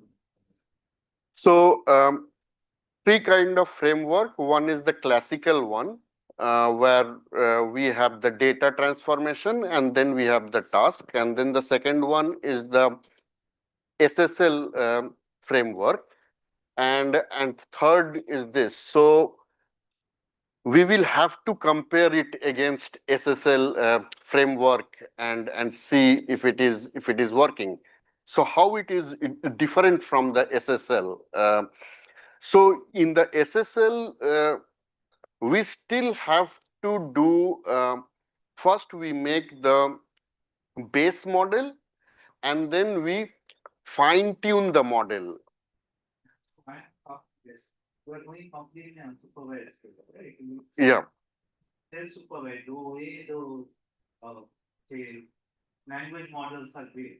Basically, take mass sum of the words and then try to do specific to the NLP domain. Mass sum of the words and then try to predict from your end that word from the other context that you have got. So that you are not taking any data. They just got that, but still you are able to do that as come up with the I think that's a good comparison you can do based on. Right. So here we actually do not talk about any particular model. So these are all very task agonistic. So the only claim is that the perception and the decision has to be separate. So that is the only claim. Now you can use it for any kind of decision. I don't really mind. I see what will happen when you probably take idea, it's not basic, but take a specific task and see how it will work. I think I'll request Right. that in interest of time, we can just maybe talk offline on this. Very interesting to see these conversations flowing. So maybe we can discuss it offline. Yes. So we'll just, so thank you very much for this interesting talk. We'll applaud the speaker. And with this, we'll bring down the session to an end. We had three very interesting talks, very diverse, and that's the whole point, to bring in different points of view in a session. So thanks to the audience also for sticking in here. We know it's a session before lunch, so all of us are eager and anxious to get to food. But thank you very much, and we hope to see all of you back in the post-lunch session. Thanks a lot. Thank you, sir. I would now request Dr. Sujoy Saha to please felicitate our session chair, Dr. Shubhajit Datta.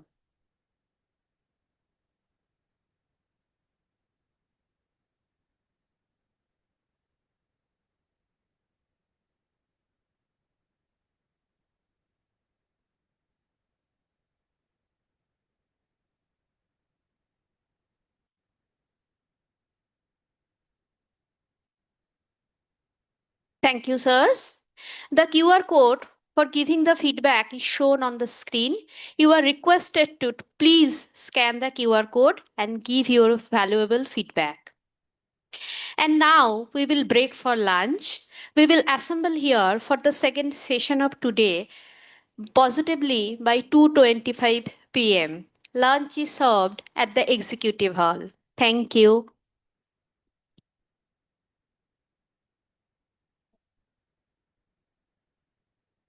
এখন থাকবে এটা থাকবে না 10 minute থাকুক, এটা থাকবে এখন আমরা লাঞ্চ করে এসে লাঞ্চ করে অল ট্যাব করা যাবে। হ্যাঁ ফিস করা দেবো তাহলে ঠিক আছে। এবারে আই কার্ড এটা আই কার্ড